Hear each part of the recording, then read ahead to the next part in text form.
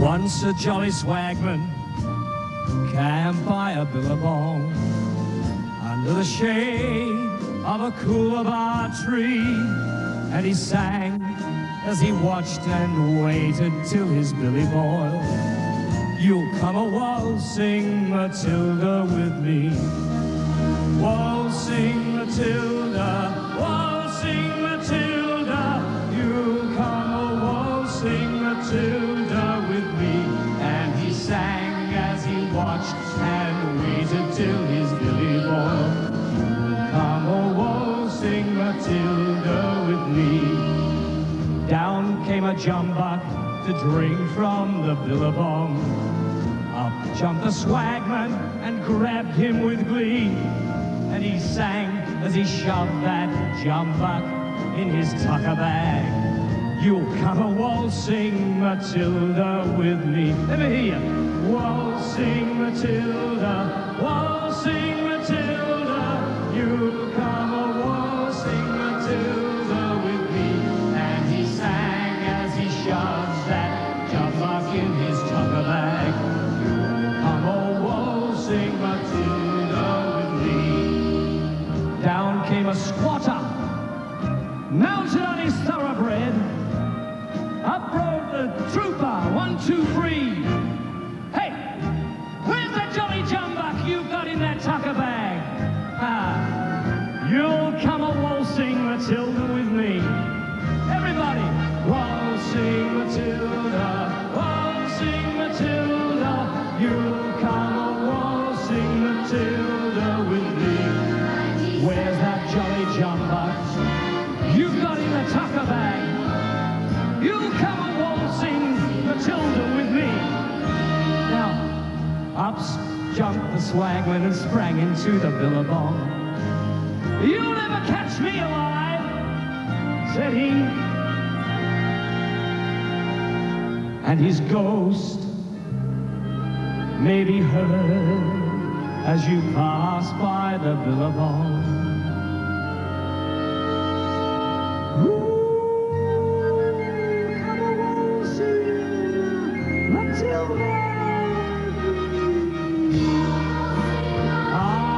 Matilda, ah, waltzing Matilda, you'll come a waltzing Matilda with me, and his ghost may be heard as you pass by that billabong. Waltzing Matilda.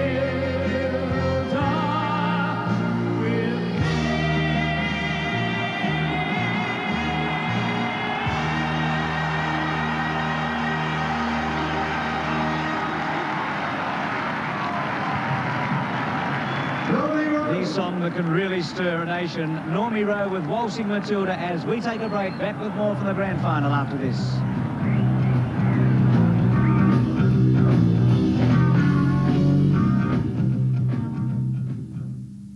G'day, how you doing? Good, thanks. You're off on a golfing holiday, are you? Yeah. I play a bit myself, actually. Off 20? Be off 12 if I... Aboriginal falls in love with a white girl. The outbacks made him tough. Half-caste jackaroo. But her wealthy parents will see him destroyed. Was he jumping straight out of your bed and into hers? Through the pain of separation.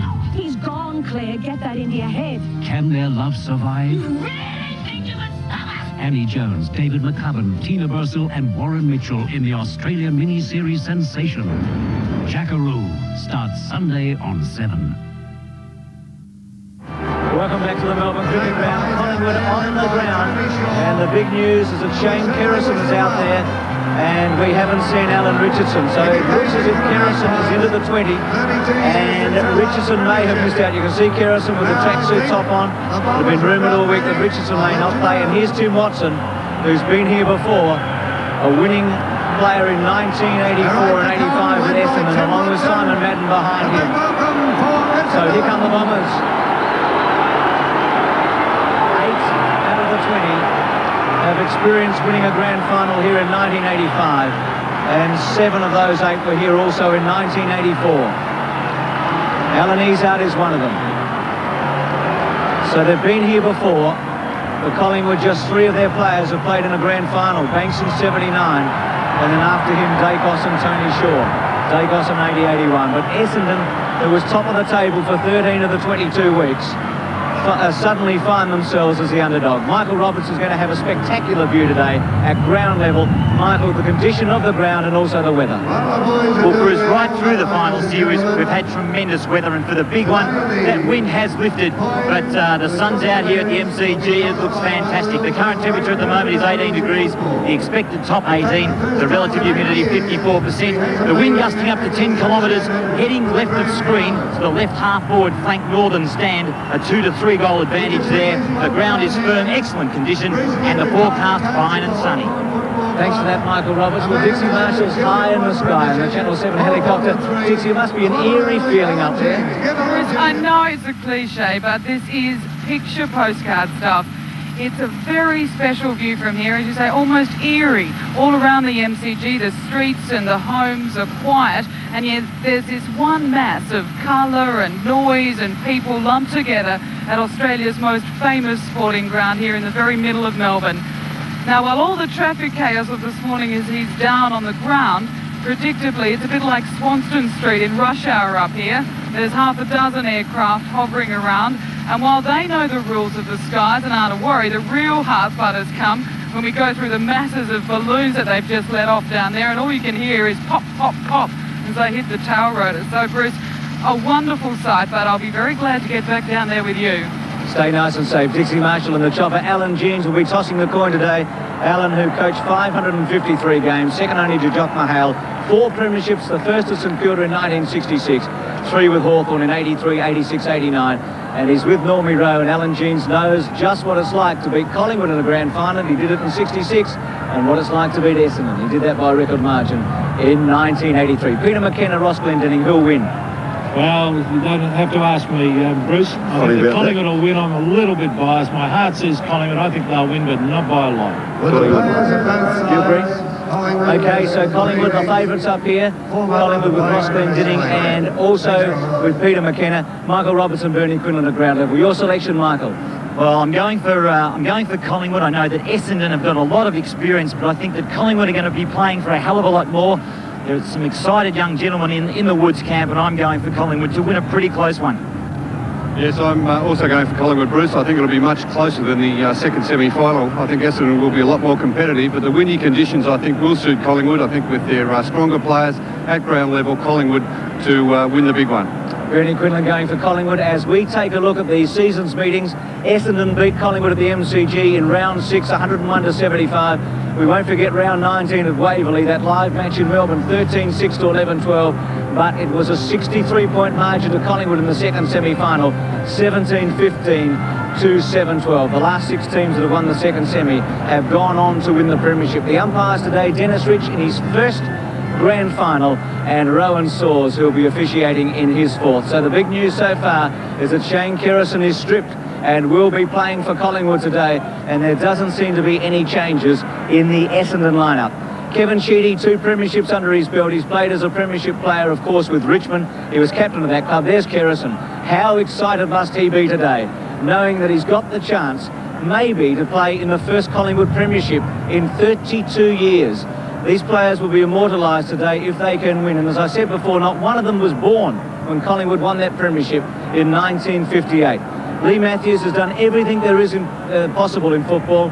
He was captain of Hawthorn when they won a premiership. He's played in premiership teams. He's been one of the greatest players of the game. Today he has a chance to coach a winning team. Tim Watson would love to lead Essendon to a victory. Terry Danaher did that in 1984 and 85. Time for the national anthem, Advance Australia Fair.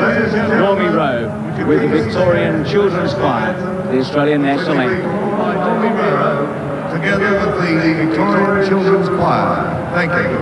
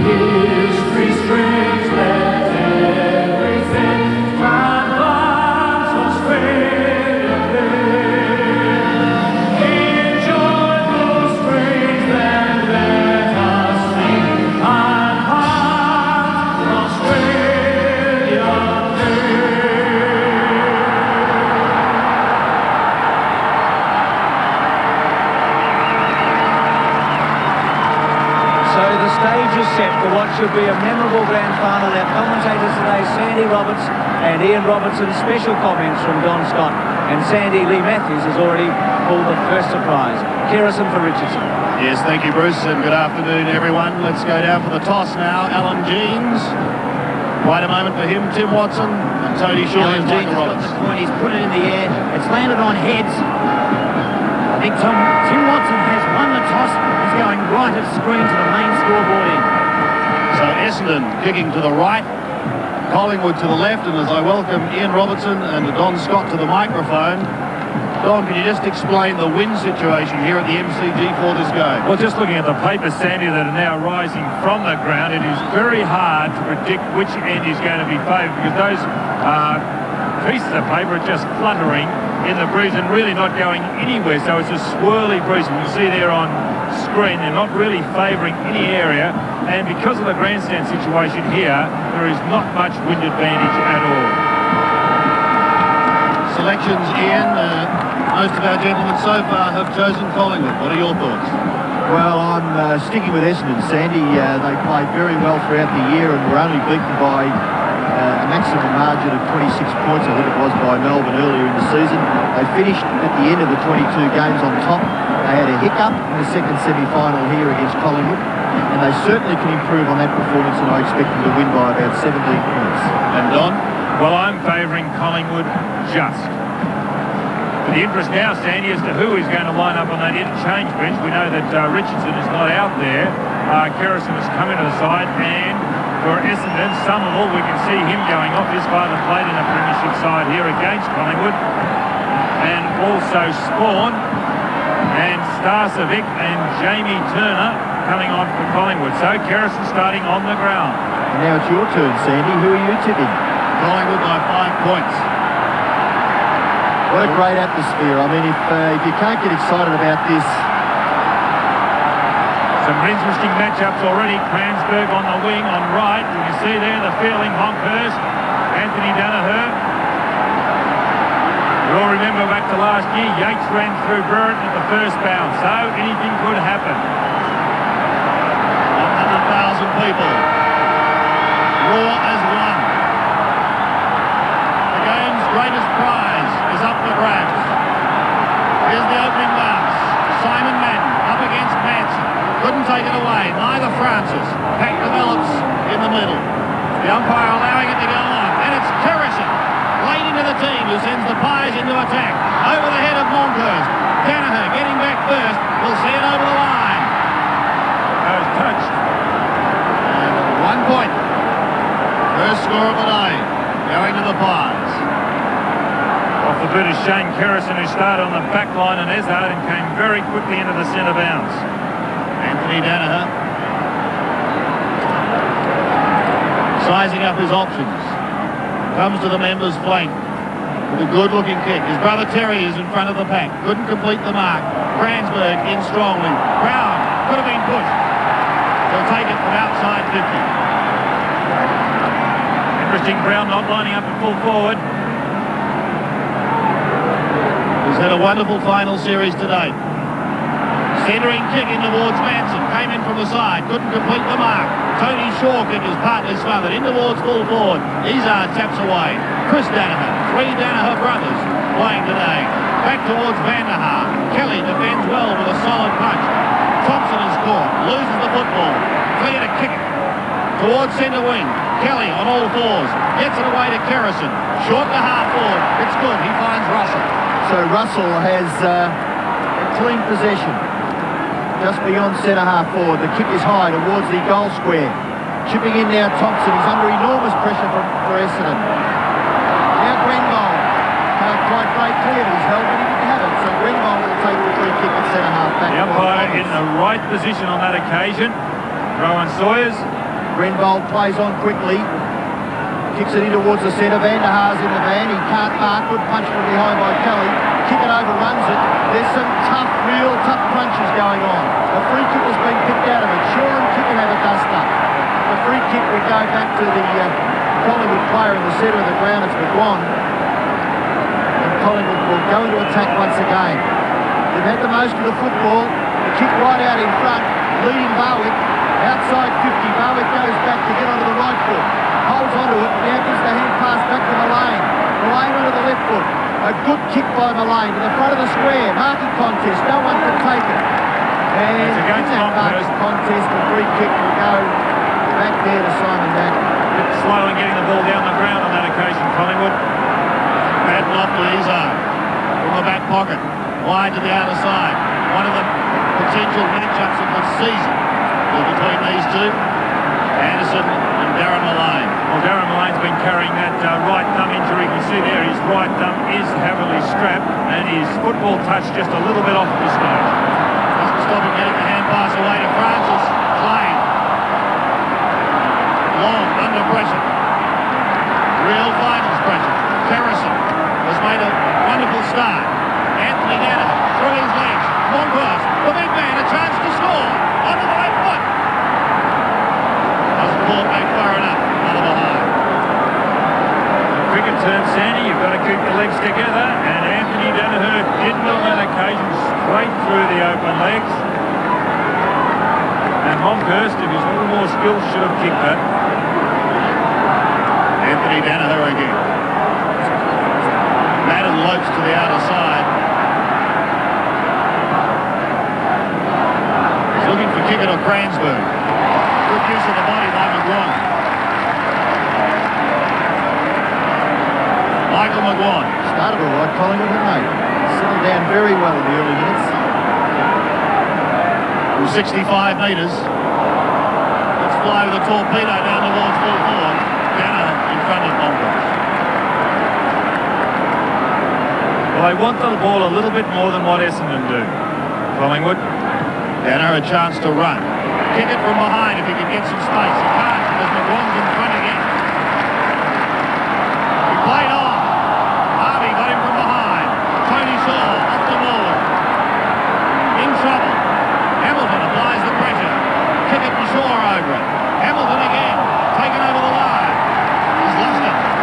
You never have control of that football. A little bit of a dust-up between Cransburg and McGuan. Behind play there's Shaw and also Kickett.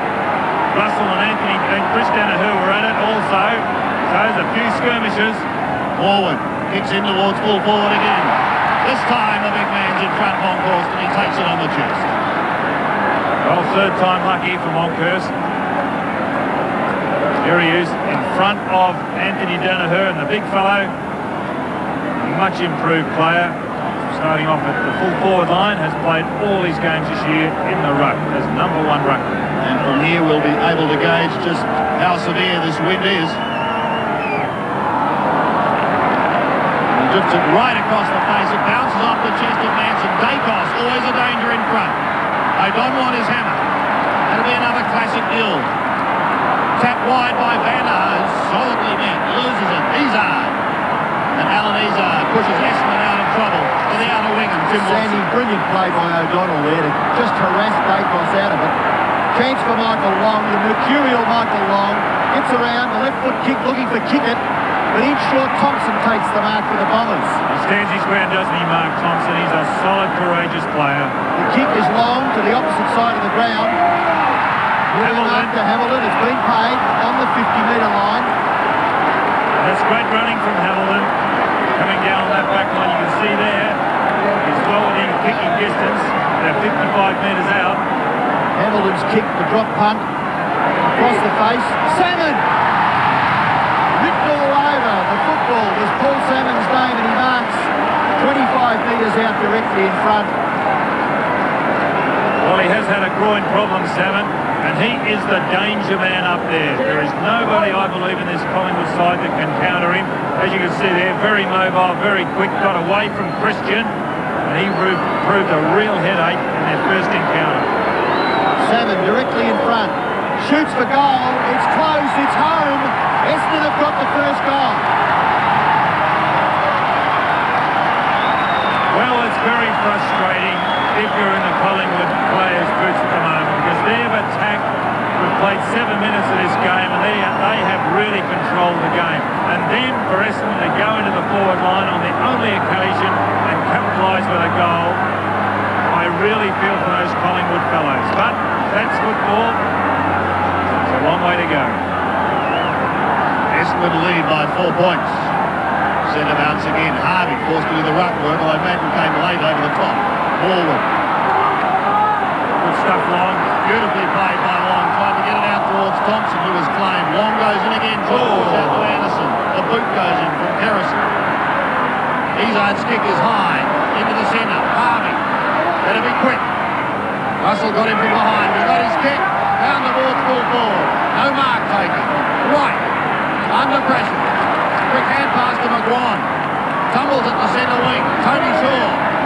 Cristiano on him. He gets it away. Francis. Hits over centre wing. Through Manson. Past Madden. O'Donnell towards the boundary line. And it's got in the take place. Saw a bit of a problem there. Manson's a little bit quicker than what Madden is. The two ruckmen now contesting. If Manson was to move Madden around the ground, could be a bonus for Collingwood. Manson tried to pluck it out of the air, but it's Madden. Flicks it on to kicker. Tries to shovel it forward. Kelly intercepts. Off to Dacos. A long way down the ground. Gets over centre wing. And a good attempt to mark by Hamilton. Not paid. Grenville lends good support. The kick's forward. And the mark is taken by Manson. Manson's a little forward of centre wing. Has the chance to kick Collingwood to within scoring distance. A Collingwood mark taken by Barwick. And Barwick kicks the ball long distances. And Grenville was 10 metres behind his opponent on that occasion. Barwick, look, here's Barwick. Don. The kick from Grenville came out.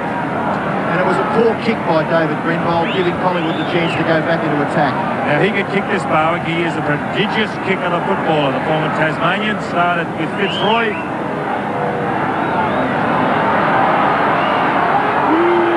Barwick will need a 60-metre kick to score.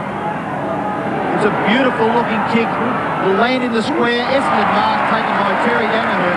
And what an absolute champion Terry Danaher is. They had a big job back there picking up Gavin Brown, and this man has it. Terry Danaher. At full back. Comes to the members' side. The drop punt kick goes outside 50. Van der Haar in front. And he takes the mark. Paul Van der Haar, the Flying Dutchman. In one of his last games of AFL football, I would suggest, playing in a grand final. Towards the wing. He's looking for Cransberg. Russell pulled off the ball. Cransberg overruns it. So too does McGuan. Forward. Flicks it back. We're trying to accommodate Russell. But he takes it over the line with good pressure work from Chris Danner. Already a change been made. Cransberg off right. Now Long is picking up right. On centre wing. Manson to Russell. The half-forward Dacos. Well, he wanted Barwick going past. He's just a little too quick. O'Donnell into the space.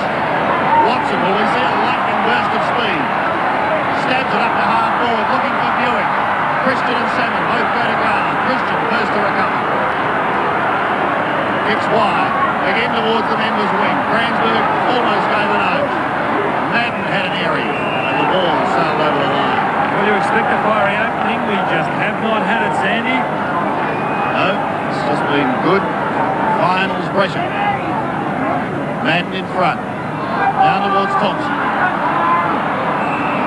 Been a key player for the Bombers. It's good pressure by Scott Russell. Though he gave the kick away to Thompson. It just shows how these players are psyched up. They've got the right ideas firmly planted in their brain.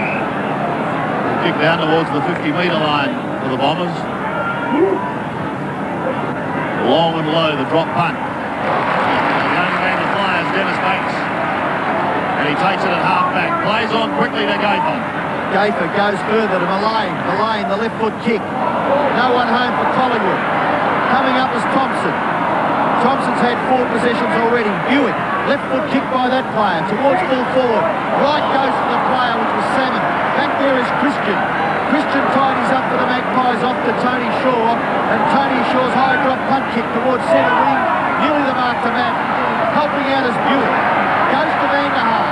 Van der Haar goes long looking for Salmon. Salmon in front. Takes the mark. Right, gee, Donny's going to be a real problem for Collingwood if Essendon can afford to play in the full forward all day. Well, it's an interesting matchup. We've seen the ball down there twice. He's taken the mark. We've also seen Christian run off Salmon and kick the ball down the ground. And Salmon cannot give chase. He's just not quick enough on the ground. But it was interesting also, right earlier after that clash with Salmon, a little bit shaken up. But he's back on his feet now. But it certainly did take the wind out of him.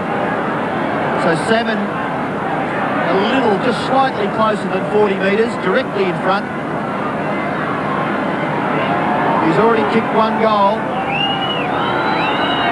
Essendon, he hooks the kick, the breeze brings it back a little bit, but not far enough.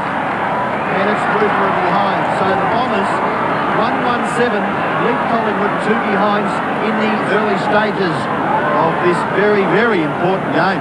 It's always interesting to see the players' reaction as soon as they've kicked the ball. On Salmon's case, he knew it wasn't going for the goal. He tilted his head on the side, realised he was going for a point, tried to will it back through the big sticks, but to no avail. There's a change being made. Monkhurst going up. Interesting. Starcevic, former Western Australian, coming on. Banks brings it back into play. Looking for Mance on the other side. Off to Kerrison. Late inclusion has been busy early. Kick is spun it hard. They give Harvey a chance at the back. Couldn't take it cleanly. Chris Danaher working at the bottom. Watson now. Look at him burst clear. Got to give it to the ground. Kicks it high. Dumped to ground. Taken by Russell. Barreled into the wing. Manson. Will need someone going past. And he's got it. Elaine. Short stab pass up towards McGuan. Couldn't take it on the half volley. Is Grant. Gets the handball over the top.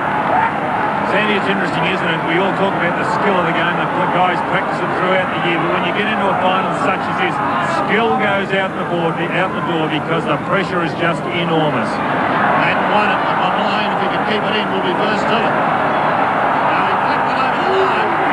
And it's been picked up by the umpire. There's the pressure because Lane just could not handle the ball because of the pressure. And he's sore hand too, but he said he has a sore hand. Well, he hasn't really trained, has he, probably for a number of weeks.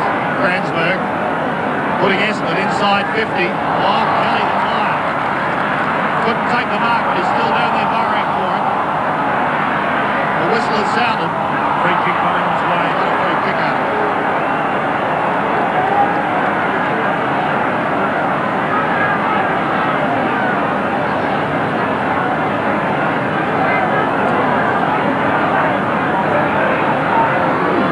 Craig Kelly across the border. South Australia with the aim of playing in a premiership team has his chance today. Van der Haar gives it away to Buick. Snaps into centre. Now, in his earlier days, he really had trouble making the distance, Salmon, when kicking for goal. He certainly has worked on it as he's got older. Let's see what he can do on this occasion. Looks as though Kelly now has the job on him. It's a good-looking kick. It's the woodwork. He really didn't line that up on that occasion, Salmon. It was about 45 metres out. You see there Kevin Sheedy not happy at all. Kerrison kicks the ball into himself and then kicks it wide. Francis, good pressure from Thompson.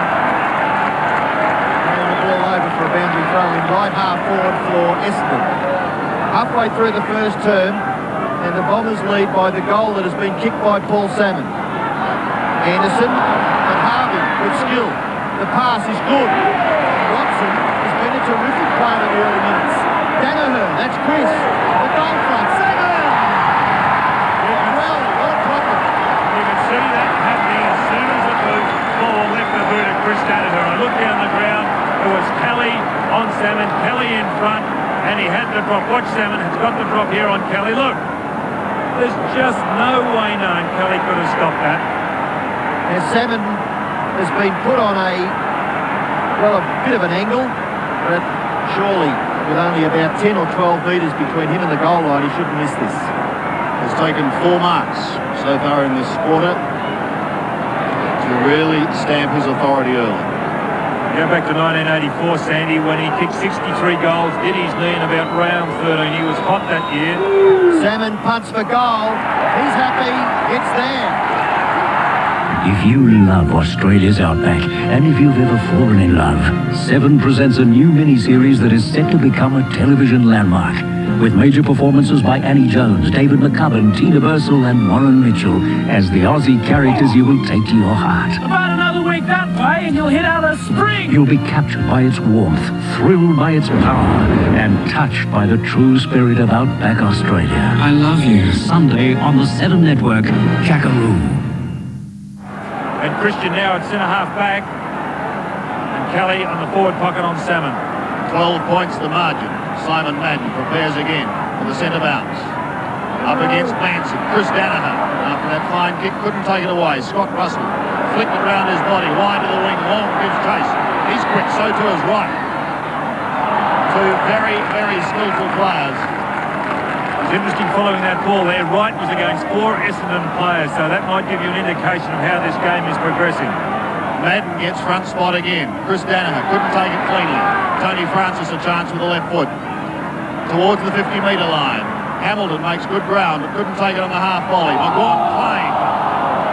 Thompson tries to soccer off the ground. Hamilton pulled off it illegally. Cransberg taps it wide.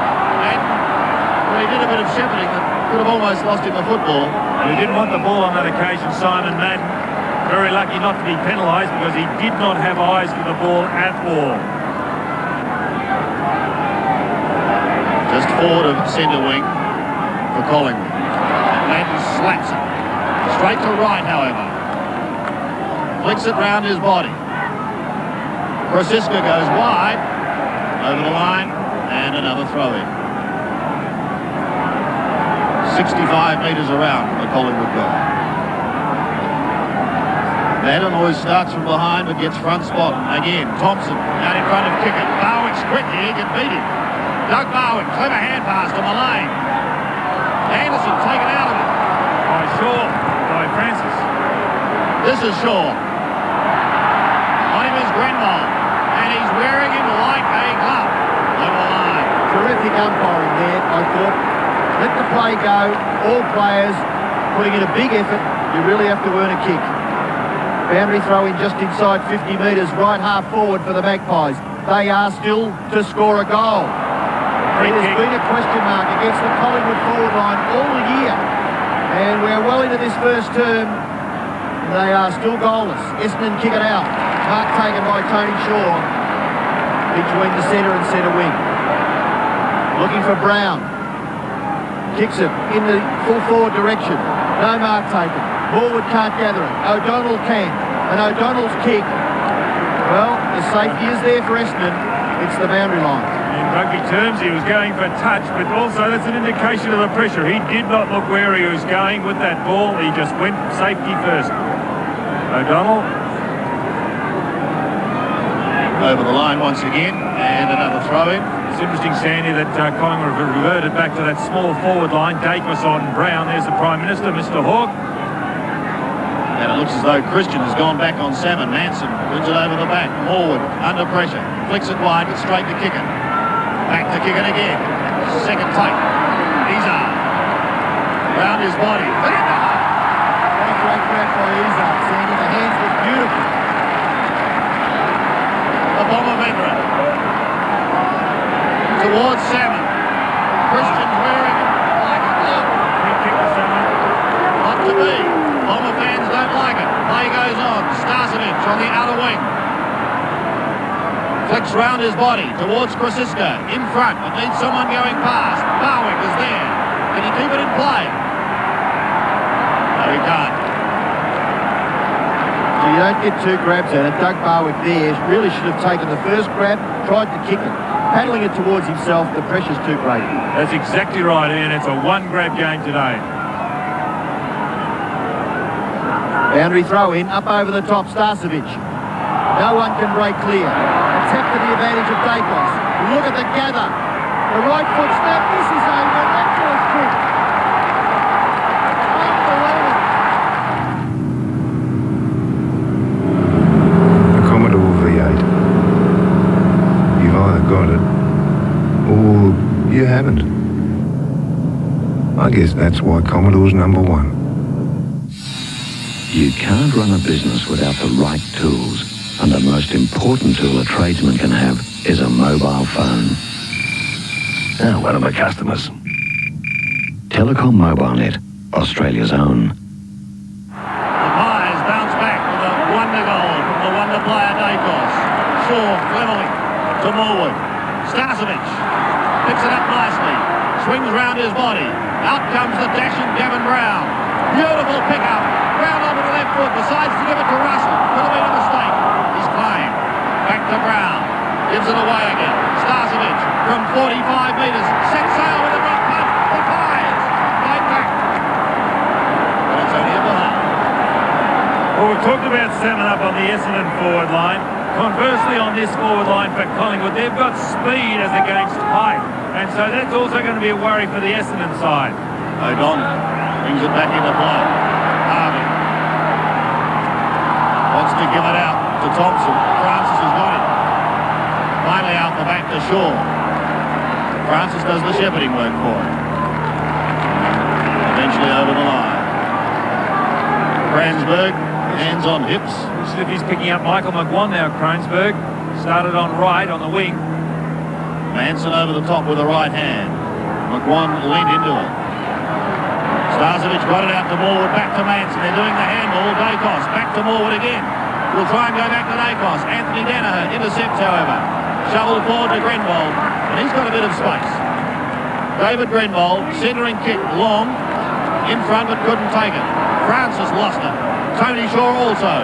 Gaper, a hurried kick, down towards the forward line. Oh, courage. Shown by Chris Danaher. Started well. Chris Danaher just on the attacking side of centre half back. A 50-metre penalty. Gavin Brown not coming back on the mark when asked to do so by umpire Rowan Saws. So that brings Danaher up towards the centre. The kick inside 50 metres. Van der Haar fighting hard and gives away the free kick. No, yes he does. The free kick is against Paul Van der Haar and it'll go to Craig Kelly. There's a lot of body on body before this ball comes in the vicinity of these players marking the ball. We see there Van der Haar holding. We'll see a lot more of that as the day goes on. Kelly kicks it wide towards centre wing. Punched by Banks. Anderson there for Essendon. Beaten for it by Banks. Two Essendon players apply the tackle. And no effort by Banks to move it on, so the free kick will go to the Bombers, taken by Chris Danaher.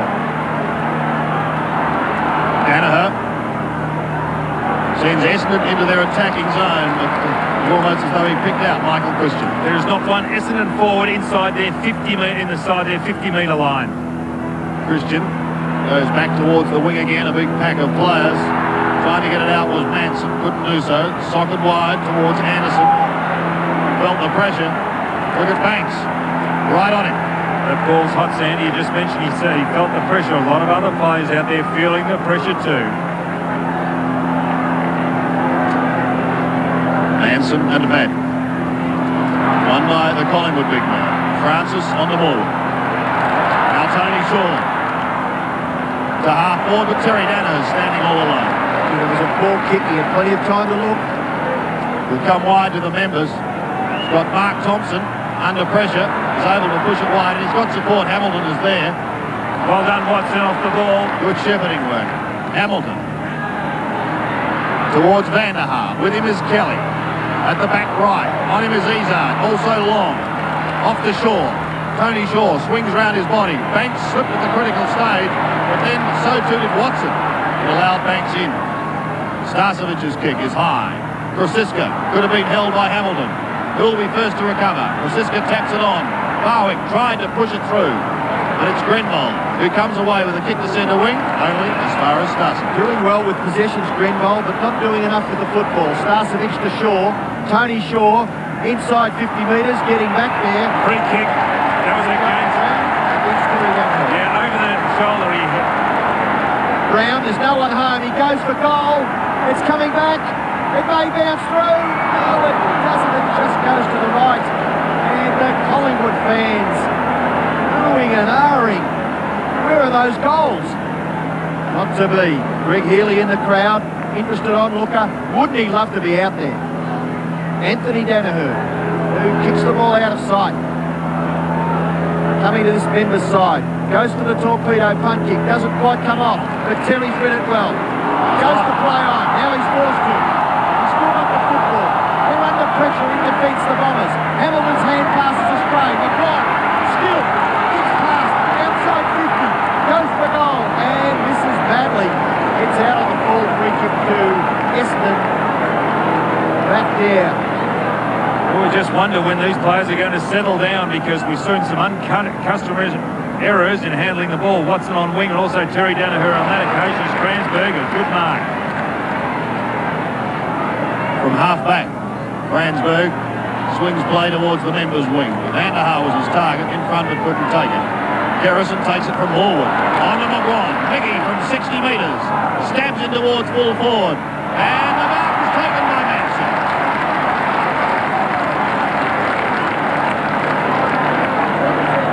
So James Manson.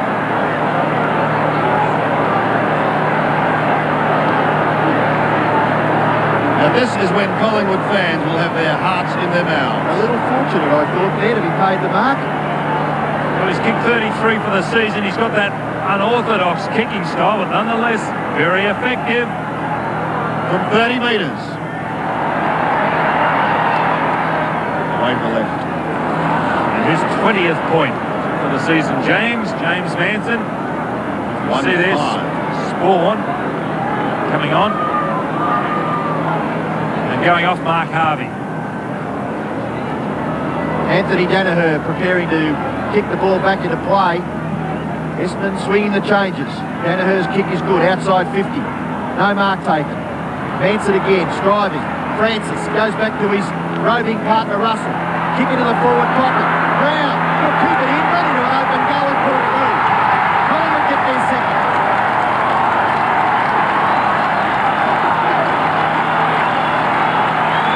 Collingwood 2-5. Essendon 2-2. And just seconds left in this first quarter. Well, it was Anthony Danaher who was outnumbered on that occasion, 3-1 as the ball came to ground. Here it is, Francis beating it out. Russell, a quick kick. Look, 3 Collingwood, 1 Essendon. Brown picked it up. Despite David Grenbold coming in from the right, he had no hope, Grenbold, of cutting that off. Just wait for that new ball. There it is.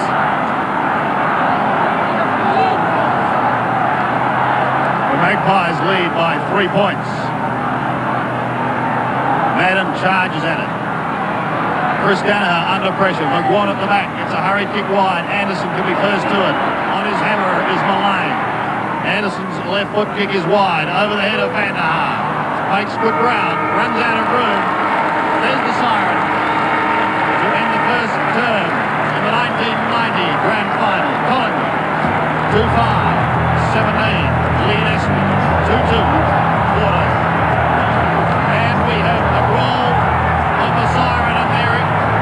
Always receiving plenty of attention is Kelly. And we thought this had happened very early on, and now they're not mucking around, these guys. And usually this does happen early on in a grand final, not at the quarter time break. Kick it forward.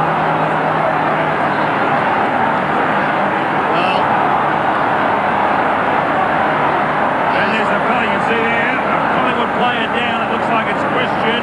there's probably 3 or 4 pockets that have now almost dissolved into one. Players are being thrown everywhere. Oh, look at this.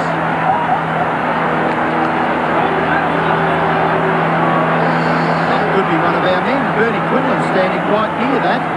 Maybe we can get some comment from Bernie, who's standing right beside the incident. It's on the 50-metre line, back further. That's the Collingwood player who's been knocked out. Sensation here at quarter time.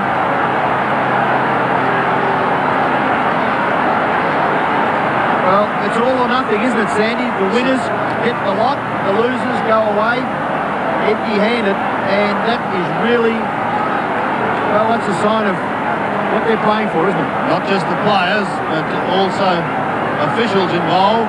Who is that that's down? It's hard to pick up because of the shadows. Is it Gavin Brown? Let's hope it's not.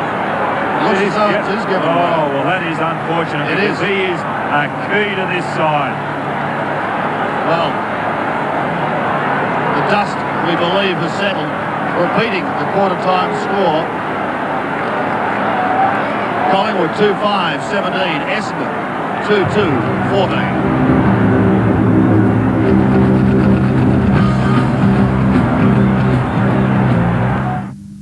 Well, Dipper, what would you recommend? Matro venti. Matro, what? Tender piping hot meat, bathed in a delicately spicy, exquisite gravy, then encased in a golden pastry envelope. It's true. 4.3, Maestro. You run up. Look at the mark of the year. This is where you have the chance to win a Ford Laser GL hatch. Let's take a look at the big five. centres the ball. Ablett. Mark 1, Gary Ablett, Geelong. Mark 2, Troy Bugle, West Coast Eagles. Mark 3, Nicky Winmar, St Kilda. Mark 4, Darren Mullane, Collingwood. Mark 5, Michael Mitchell, Richmond. And here's the phone numbers. Don't forget the 00. Then 1 for Ablett, 2 for Ugle, 3 Winmar, 4 Mullane, 5 Mitchell. 4 o'clock Eastern time will announce the winners later today. Sandy Roberts, I think the books come out and this footy's going to be very hard to get at the start of the second quarter. Yes, in fact, as we speak, notes are being made. 2 gentlemen near the action were Michael Roberts and Bernie Quinlan. Gentlemen? Yes, unbelievable scenes. A lot of panic in the Collingwood camp because of Gavin Brown. Lee Matthews made an example of him, but they are concerned with Salmon up forward. They've got to punch the ball and get numbers at his feet. Yes, all hell broke loose at quarter time there. The trainers were involved. I got caught up in it. Graham Allen was involved, the Collingwood manager. Kevin Sheedy very happy with the commitment of Essendon. Just get the ball and run, he said. 3 points the margin, favouring the Magpies as we go into the second quarter. Won by Madden. Izzard. Wanted to give it away to Spawn, who's come on to replace Harvey. Elects to take the kick. Kelly in from the back. Couldn't take it. Past Van der Haar. And Kerrison looks like he's down from Van der Haar. And doesn't look too good behind the play. We'll keep an eye on him as Moncourse kicks over the centre. Starcevic gives it to Rush. 50-metre penalty against Danaher for holding up play. Well, that's going to bring him into within very easy scoring range. And I notice Derek Kickett and Tony Shaw having words. The umpires went and spoke to Tony Shaw at that break. They see Moncourse and Kickett involved. Also spoke to Spawn and Madden. In the meantime, Starcevic to put Collingwood further ahead. He goes. His first. And Collingwood's third. 3-5. Plays 2-2.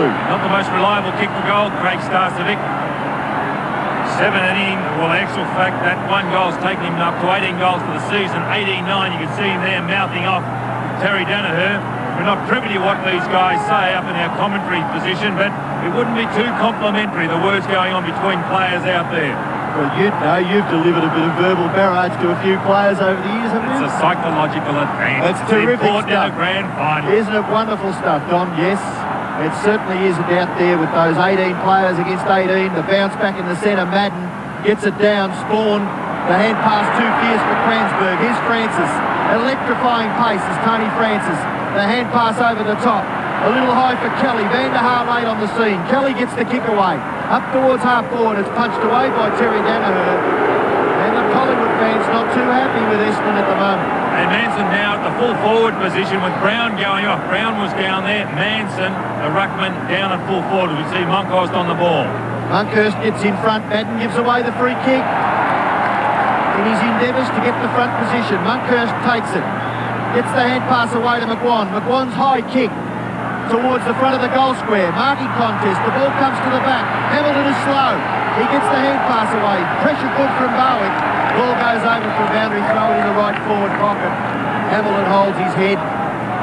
But he jumps up pretty quickly. Well, this guy's play by Hamilton there could have been intentional, or he disguised it well. Right forward pocket. Chance for Francis. Round into the right foot. Francis hits the post. Magpies seem fired up after that quarter time dust up between the two teams, and they've started this quarter a little better than the Bombers. 10 points is the margin. It comes back into play with Kieran Spawn.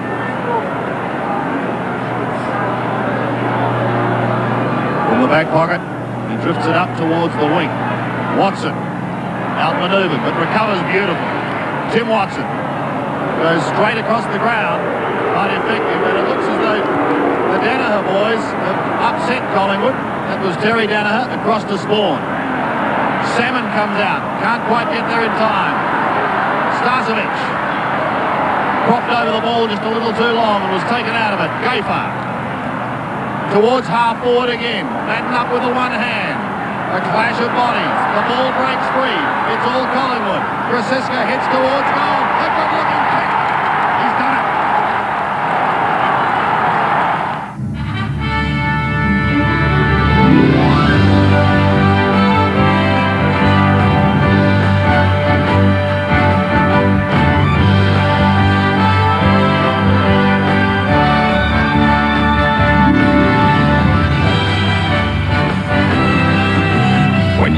tradition, the pride and the spirit.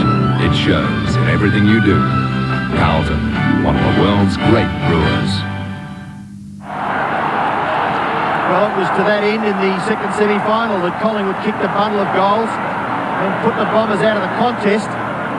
Ominous signs. The quarter is only 4.5 minutes old. Essendon strive to get it forward. Kick it. And Tony Shaw. Tony Shaw beats him. And is satisfied to tackle it over the boundary line for Collingwood. Good play by Tony Shaw because he's not over and down with speed for a little man, but he just kept his body behind the ball and liked to and saw it over the boundary line. Monkhurst, a little strong. Tony Shaw can't get it out. Izzard can. The left foot kick bounces over the boundary line. And it's a free kick to Collingwood. No one there for Essendon, so Francis gains 4 vital metres for his side. The kick to centre-half forward. Punched away. Collingwood have the numbers. Barwick on the ground. Does it pretty well. And still paddles it to his own advantage and then gives it away to Mullane. Mullane's little toe poke to Francis. Nearly came off. Thompson under pressure at half-back. So is Kickett round the neck. Play goes on. Still it's hard to get a kick. Anderson, the high kick, up towards the centre wing position. Van der Haar nearly keeps his footing. Watson spots long, but the hand pass not far enough. Right is there, and his kick lands with McQuon. McQuon's kick, out in front. Dacos. Collingwood doing it well. And Dacos can kick this. He needs a 50-metre kick to score. High drop punt kick. Close to the line. It'll bounce in the square. And a free kick for shepherding will go back to Anthony Danaher on the goal line. I mentioned earlier, a lot of hanging on as the ball's coming down when two fellows are contesting. The umpire not picking them all up. Well, Danaher's gone for the hand pass to Izzard. Russell's got him. He's lost it. 50 metres. That is stupid. That is stupid. Well, Essendon are rattled. They are, Sandy. You couldn't have summed it up better. The ball's a bit hot for a few of them out there. I haven't seen Tim Watson handle the ball the way he is handling it. I mean, he's the captain and he's noted for his skill, but he's not handling the ball properly, an indication of the pressure. And that effort by Izzard was pathetic. Scott Russell, a gimme goal to send the Magpies further ahead. The new generation four-wheel drive Suzuki Vitara is the ideal first choice for your other car. It'll go with your Mercedes. It'll go with your Porsche or Volvo. It has power windows and power steering like your Audi. It's a cabriolet like your BMW. It even goes with your Jaguar. Suzuki Vitara, like no other, it's your ideal other car. So back into centre. Umpire about to recommence play. And Collingwood have kicked away. They've kicked the first 3 goals in this second quarter. Madden beaten for it. Collingwood go ahead again. Francis beaten for it this time. Kicker taps it out. Anderson caught with the football. Izzard back into it. Look at the Collingwood numbers. Tony Shaw bundles it further forward.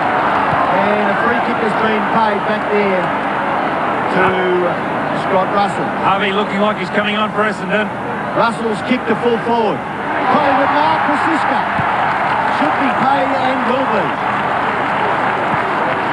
Izzard going off for Essendon. Harvey coming on.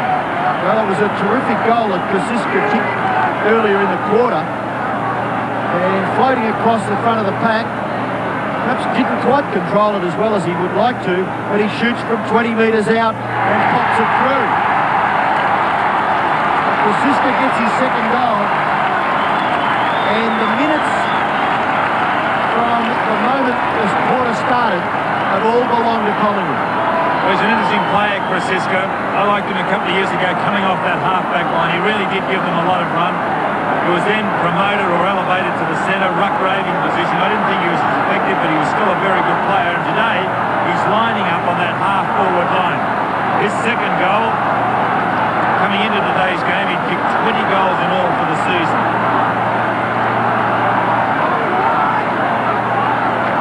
.42 plays 14, favouring the Magpies. Under 19 minutes remaining. Watson. Opposing skipper, Shaw. Danaher bad pass. Hamilton. Under tremendous pressure. Francis takes the handball. Gives it away to Russell. He's met from behind. It spills free. Free kick.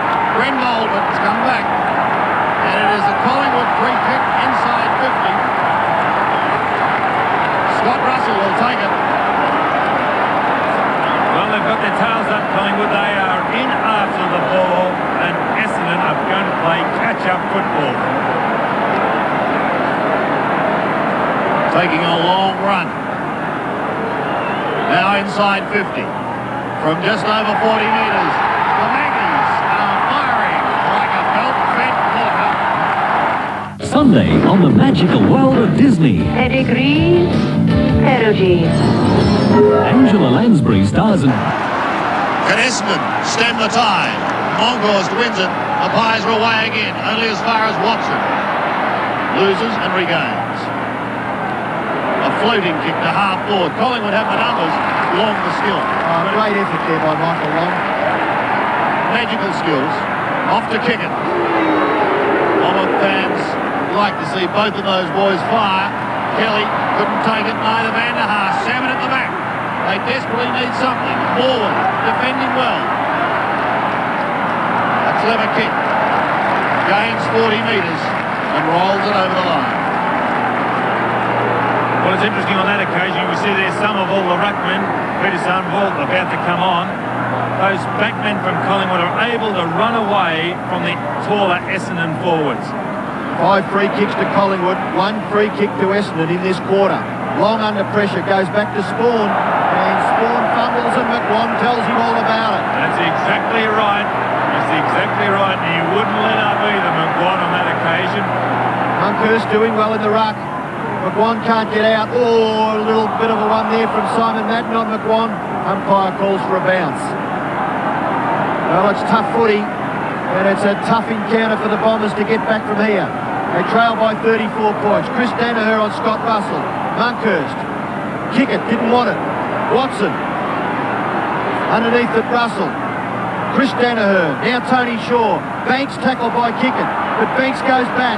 And with determination, Dennis Banks eventually gets it 5 or 6 metres. I thought that might have been deliberate over the boundary line. There's Ron McEwen. Unlucky not to be playing today, Ron McEwen. Full back. Boundary throw in, centre wing out of side. Madden in front, but Monkhorst controlling the ruck jewels. Kelly off the ground. Barwick, an awkward bounce. He goes after it again. Van der Haar there. But Collingwood going for the football. Russell to Shaw.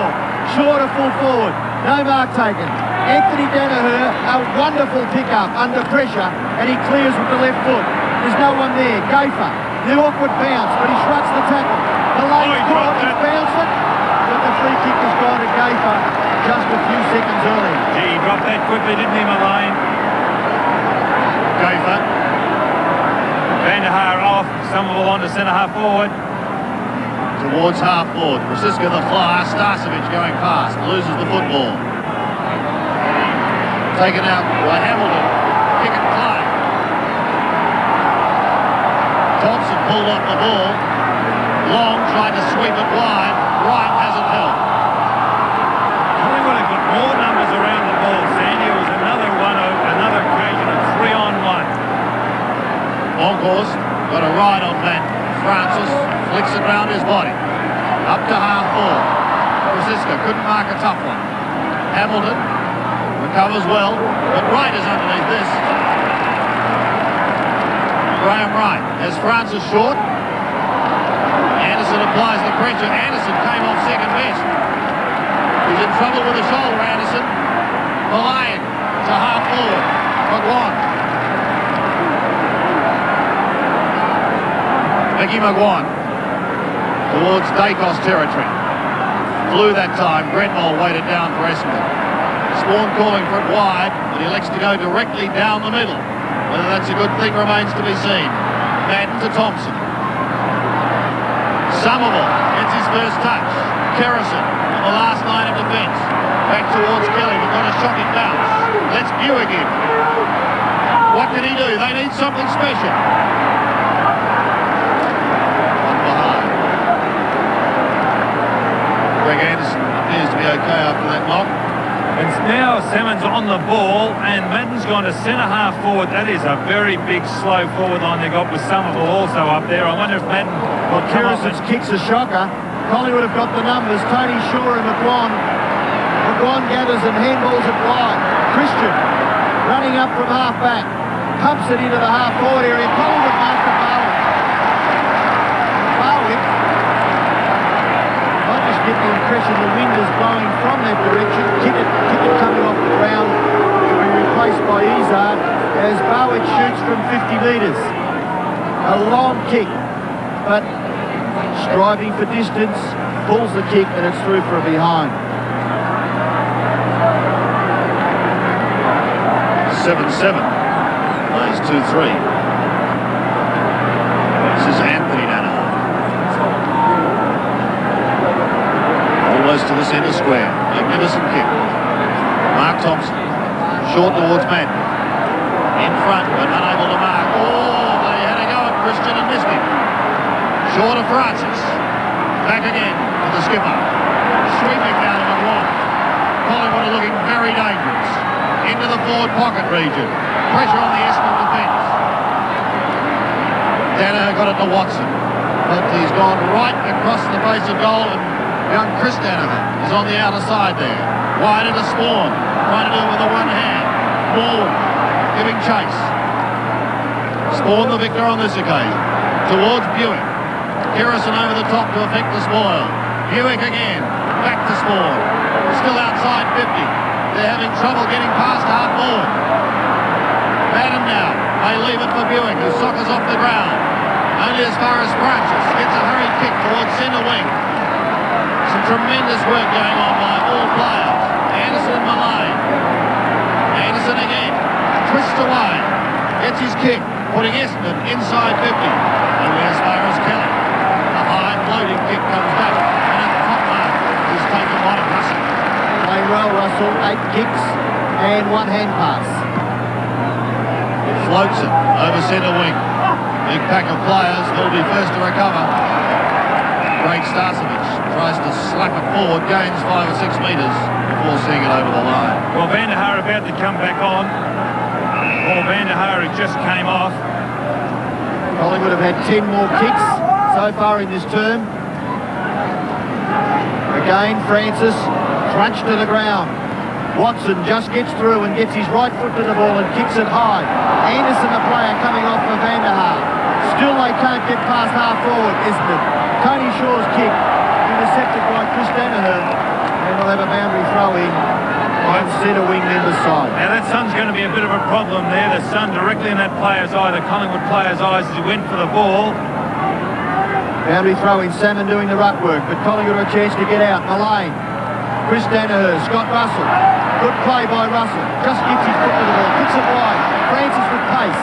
The kick with the breeze being taken close to the boundary line. Still it's in Collingwood scoring area. Izzard fumbles and it goes over for boundary throw in just inside 50 metres as Grenbold and Krasiska have a little how do you do, and Bernie has a report down there on Greg Anderson. Yes, Greg Anderson doesn't appear to be in a lot of pain, but the medical staff are checking out his left shoulder, so that could hamper him during the rest of the game. Thank you, Bernie. That ball had already drifted over the line before Francis got boot to it. More importantly, Paul Van der Haar's gone onto the wing on Darren Mullane. Now, Van der Haar is not a quick player, and now Madden's going off to be replaced by Kicker. I like that move. So Kevin Sheedy swinging in the changes. 7-7 Collingwood, Essendon at 2-3. Monkhorst slaps it towards goal.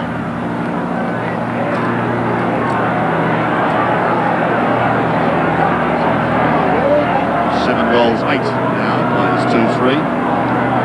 Essendon have only kicked 1 behind in this second quarter so far, Sandy, and Collingwood have kicked 5 goals, 3. And a fine effort so far. Mullane will be the flyer.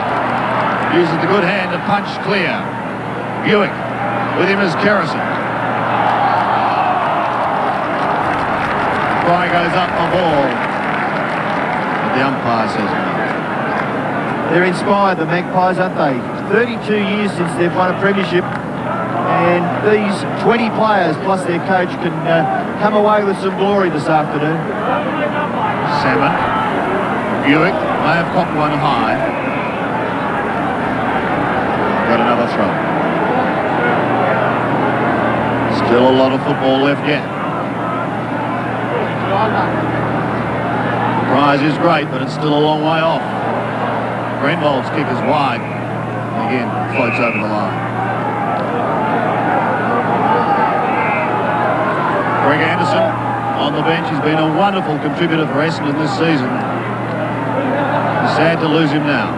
Perhaps when they need him most. Izard unceremoniously dumped by Francis. Gets a free kick for 1-2 home. And the Essendon supporters, ironical cheers. They don't think that they've had much of the umpiring decisions. Izard from half-back, kicks it high towards centre wing. No mark taken, but Collingwood have got the numbers when the ball hits the ground. It's Mullane back onto the right foot. Forced in the finish to kick quickly to centre half forward. Collingwood again numbers. Monkhurst, look at that for a big fellow. The kick is smothered. Goes to centre half forward. And Anthony Danaher is caught with the football, but he really couldn't do much about it. So the umpire calls for him out. Ball touched off the boot on that occasion, hence the mark not being paid to Danaher. Centre half forward for Collingwood. We've got 8.5 minutes left in this second quarter. Monkhurst, who's done exceptionally well in the ruck. The kick comes out to Chris Danaher.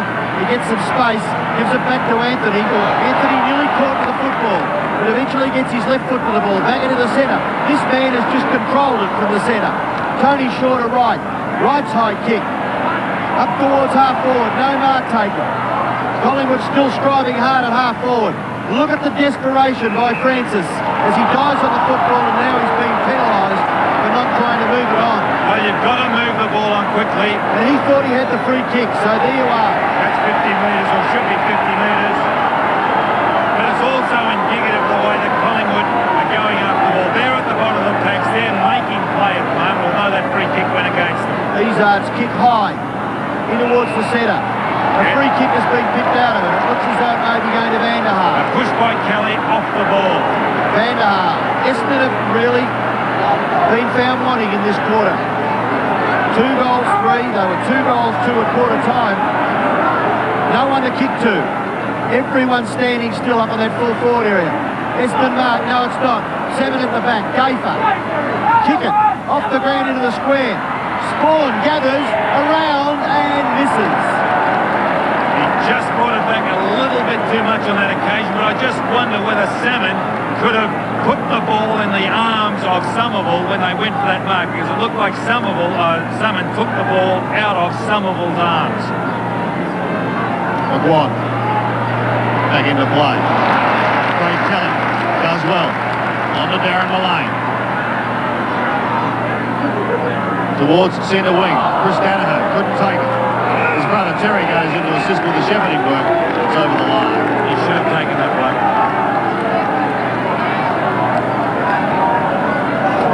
On centre wing.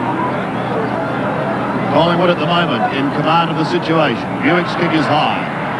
Van der Haar trying to do the work from behind. Right, scouting. Over the top of Long, back to Mullane. And again, he's got time to assess the situation on centre wing. Perhaps he didn't assess it too well on that occasion, because Salmon chipped in to take the mark. They need a goal or two before half-time, Essendon. They trail by 34 points. Long, Klein. Right, tried to spoon it out. Long asked the question, eventually shoveled out to Spawn. Kick it. There's a chance here for Essendon. 40 metres out. And not a difficult angle. Much travel footballer Derek Kiggett, started West Perth, Claremont Central Districts, North Melbourne, now Essendon. And behind. Those ironical cheers from the Collingwood supporters as they believe that Kiggett had a hand in that incident at quarter time. On their last goal came at the 17-minute mark of the first quarter. Kick in by Kerrison to the outer half-back flank region. Diving on the football, the Collingwood defence trying to keep it in. Kick by Watson, up towards full forward. No mark, punched away. Now Kickett gets his right foot to the ball. It's down through. Miraculous goal by Kickett. And the Bombers. A Westpac Bonus Saver account can deliver you an extra 2% interest on your savings. Reward yourself with a Westpac Bonus Saver account now. You can bank on Westpac. The limited edition 1.8 litre Nissan Pulsar Reebok. With $2.5 grand worth of extra value at no extra cost, you'd better run for it, or you'll miss out. It's a Nissan, that's my car. Can one of the goals of the year inspire Essendon? Or will Collingwood reply? Mullane gets it away to Graham Wright. The Pies go into attack again, down towards the 50-metre line. Danaher trying desperately to get in front of Starcevic. Dacos has been quiet. The umpire has a good look as they continue to let it go. Thompson could have been held. Watson goes to ground, has the ball, trying to get it out to Thompson. Russell picks it up, floats it down towards the forward line again, but only as far as Anthony Danaher. His kick drops a little short. Shocking kick. Unlike him, he's normally a superb kick for goal. Banks towards half forward. Salmon was asked to do the roving work almost. Couldn't do anything with it. Barwick over the top. Manson is there too. Salmon again working hard. Starcevic towards the pocket. This will be interesting. With him is Spawn. Little chip. McGuan called to play on. And Nicky can't believe it. No consistency there. Izard was penalised for something very similar in exactly the same position. Russell kicked the goal. Why wasn't the Collingwood player penalised then? Here's the bounce. Hit-out's going the way of Collingwood. 11-6. Danaher's kick towards the centre wing. Only as far as Tony Shaw. He nudged Thompson out well on that occasion, Shaw, with the hands. He's done well. They're inside 50 again. Salmon gets his big frame in front. Couldn't take the mark. Danaher gets a hurried kick back towards the middle. Through the back it goes. Michael Long towards Kickett. Waited for the bounce. Oh, he trapped it beautifully. Goes long in towards full forward. Away to the pocket. Then bounces back. Van der Haar beaten by Banks.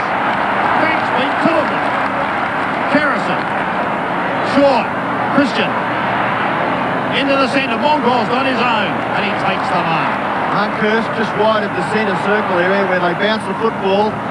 Goes to Christian. Christian's left foot kick towards half forward, looking for Starcevic. Terry Danaher keeps his footing. Now he doesn't. He slips over. And Starcevic went back. Terry Danaher tries to tap it to brother Chris. He's beaten for it by Russell. Persistence enormous for Collingwood. Salmon tries to get the hand pass to Izard. Look at that footy. It's red hot. O'Donnell and Salmon goes to Grenbold. And the Bombers eventually get out of trouble. But boy, did they have to work hard to get out there. Terry Danaher, Christian now. Dives on the football, goes back to Tony Shaw, and Tony Shaw's kick is marked by Scott Russell. Russell plays on quickly. The centre half forward's a player on his own Barwick. Well, that be 50 metres because that was a late tackle. 50 by Buick. At least the umpires are consistent. This will be the second lay-down was there. Goal. You see there Barwick buckled over, but he's all right. All he has done is put one around the solar plexus. Watch this. There it is. Takes the wind out of his sails, but he'll be all right. Gee, I'm glad it was that fellow down there and not us up here. But it's always low, wasn't it? It's always incentive, isn't it? As soon as you get a free kick, you're near the goal. You soon recover, despite the injury in a lot of cases. Well, that's true. It may have been Barwick writhing in agony on the ground that eventually convinced the umpire to give the 50-metre penalty. And the gimme goal. The Pies get their 8th. Doug Barwick kicks his first. Collingwood move to 8-8, 56. Leading Essendon 3-5, 23. Well, Barwick, originally from Tasmania, was recruited to Fitzroy and was an impressive youngster at Fitzroy, and then Fitzroy officials decided to let him go, and since he's been at Collingwood has been an extremely good player, playing on the wing, half forward, and this year used in the back pocket and did give them a bit of run out of that position. 56 plays 23. And behind play it's on between Francis and Ezard, the two angry little ants. There they are. Well, perhaps Francis needs say just have a look at the scoreboard as the action continues. Back into play, it's coming down towards that pair. Mark Thompson repels to Hamilton. Wider for Spawn. Marks in front of all. Kieran Spawn, he's got to get round him now. Left foots it up towards the 50-metre line. Mullane from the back, trying to affect the spoil, then rips Somerville off the football. Shaw through strong, but without it. Morwood tidies up nicely to Christian. Collingwood working as a unit, and a very good one at the moment. Starcevic wants to centre it. Vicky McGuan's there. Good work, Salmon. Great work by Paul Salmon to get back and affect the spoil. Cransberg now gives it away. Tony Shaw is doing an outstanding job in the middle. It comes to Darren Mullane. The Pies are relentless. Inside 50. Dacos is the target. He's out in front of him, however. But that's the pressure. But Izzard didn't want the ball in the initial instant. He had a look around and then decided he'd go. If Essendon guys are fair dinkum, you just focus on the ball and go for it despite the opposition coming the other way. 33 points the margin favouring Collingwood. McGuan tries to storm through and he almost gets there. Back to Russell. Dacos on the bottom. Watson farms it out. And it'll be Grenvold who brings it away for Essendon up over the wing. Kick towards half forward and a great mark taken by Mullane. Somerville a little late on the scene. Mullane, the short kick. Monkhurst is on his own and he marched just forward of centre wing. Christian looking for the football, but Monkhurst will probably pump it well within the 50-metre line. We've got seconds left in this second term. Punched away by the Essendon defence. They've been under enormous pressure in this second quarter. Chris Danaher goes to Spawn. Spawn's able to get the kick away, but to no one in particular. Tony Shaw goes to Kerrison, back to the captain, and Tony Shaw kicks Collingwood into the half-forward area, where Barwick takes the mark well within scoring distance. And this could be the last kick of the quarter. There's the siren. So Doug Barwick, he's a prodigious kick when he gets onto them. Has a chance to kick Collingwood's ninth.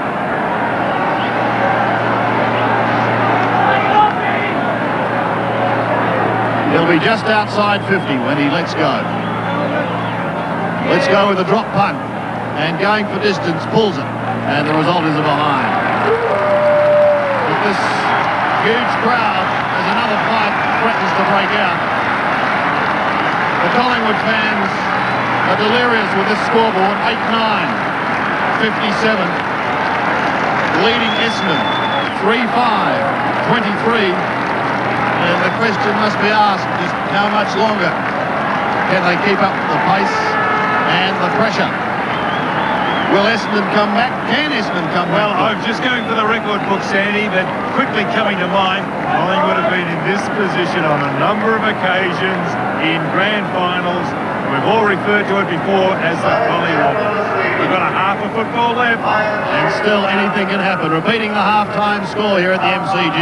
Collingwood in a commanding position. 8-9, 57. Leading Essendon. 3-5, 23.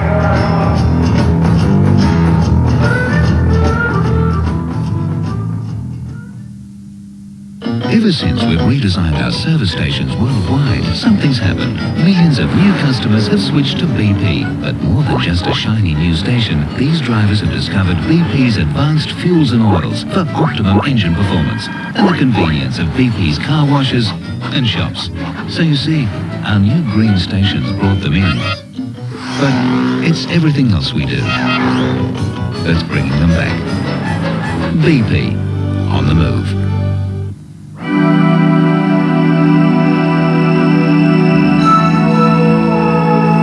Smorgon ARC fencing is the most attractive way to keep children safe.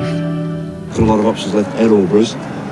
Well, what can he do? Madden off the ground and also Anderson with an injury. They're the stats, and it shows that Collingwood 114 to Essendon 93. Well, I thought Collingwood wanted the ball a lot more than Essendon. A lot of the Essendon players in that quarter going for the ball one-handed. Collingwood are attacking it with two. Look at the handballs, 62 to 34, and they're all decisive handballs, right? They're far more creative. Their midfield play has been very, very good. So the feeling's all good for Collingwood at the moment at half-time, leading by 34 points. Back after the break with a half-time entertainment from the MCG.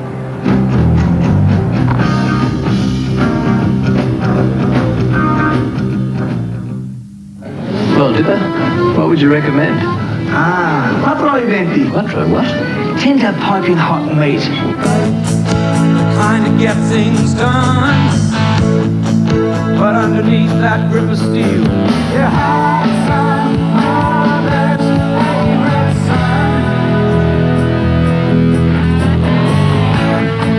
They say He's a local hero, and he's known by everyone. They say what he does takes courage. He says he's just having fun.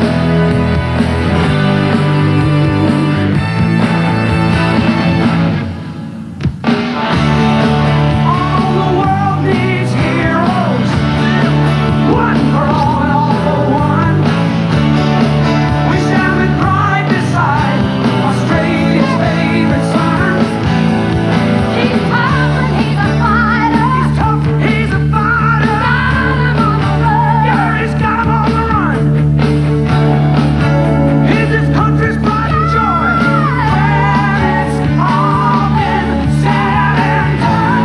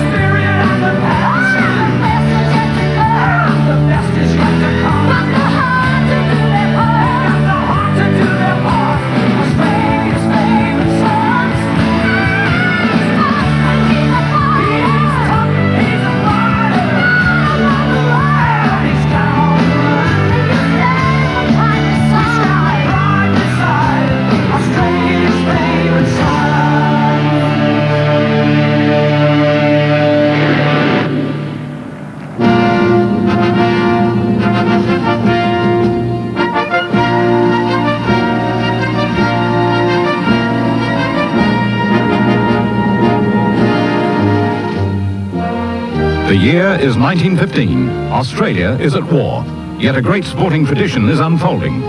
Two of the VFL's most successful teams, Carlton and Collingwood, prepare to battle for the ultimate prize, the Premiership flag. And here they are, the 1915 VFL Grand Finalists, Carlton and Collingwood.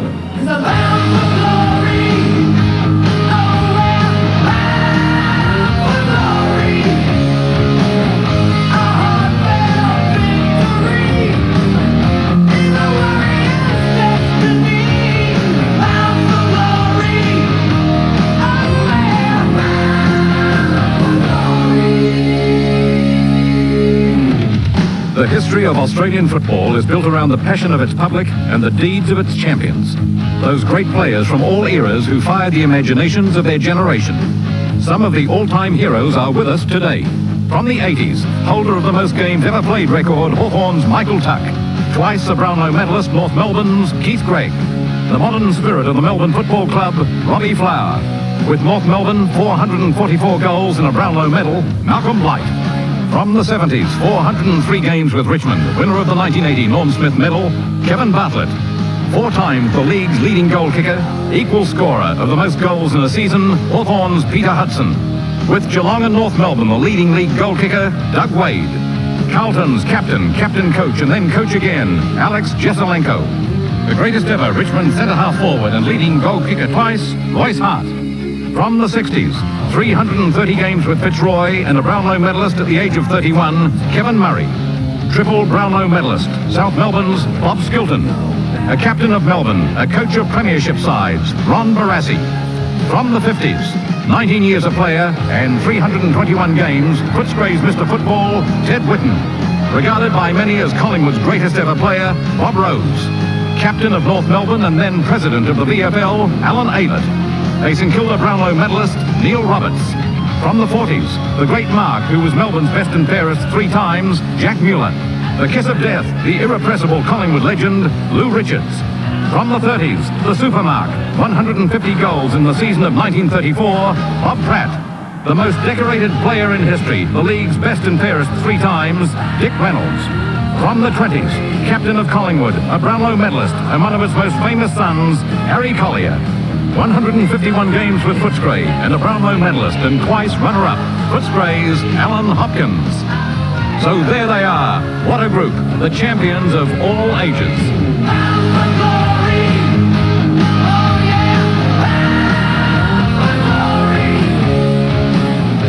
With only moments remaining in the 1915 VFL Grand Final, the score is Carlton 11-12-78 to Collingwood 6-9-45. A 5-goal burst late in the final quarter has ensured victory for the Blues.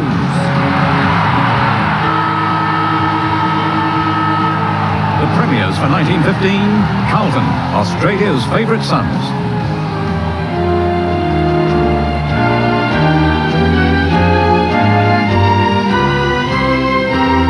Ladies and gentlemen, no nation of the world was ever blessed with finer sons than the Anzacs. In the 75th anniversary year of their courage and sacrifice at Gallipoli and elsewhere, let's give an Anzac welcome to our returned Gallipoli veterans.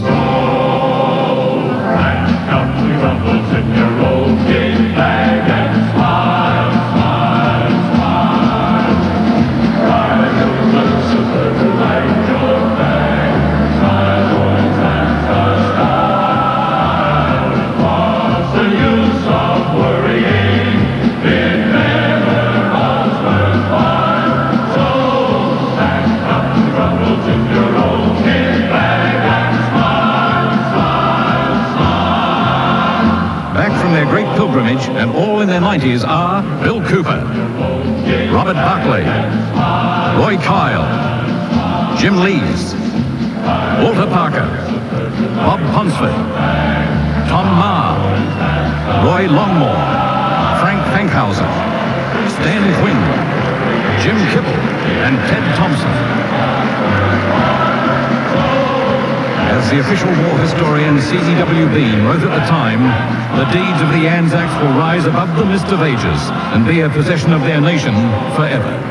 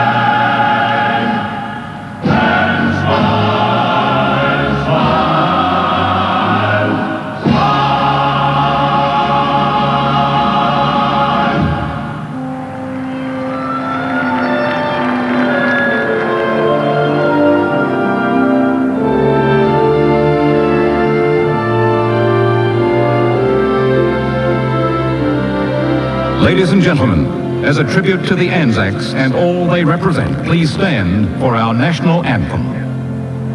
Australians, all let us rejoice, for we are young and free. We've golden soil and wealth for toil. Our home is girt by sea.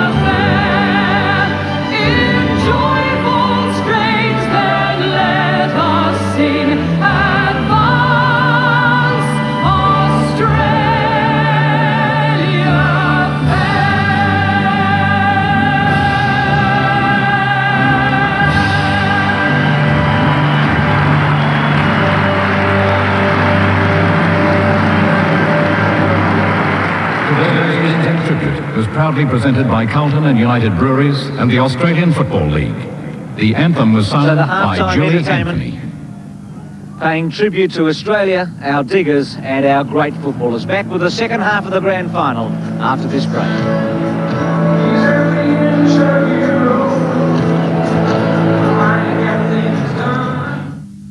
Ever since we've redesigned our service stations worldwide, something's happened. Millions of new customers have switched to BP. But more than just a shiny new station, these drivers have discovered BP's advanced fuels and oils for optimum engine performance and the convenience of BP's car washes and shops. So you see, our new green stations brought them in. But it's everything else we do that's bringing them back. BP, on the move. Who has the best connections to Eastern Europe? Who? Who offers a first-class service in business class? Who?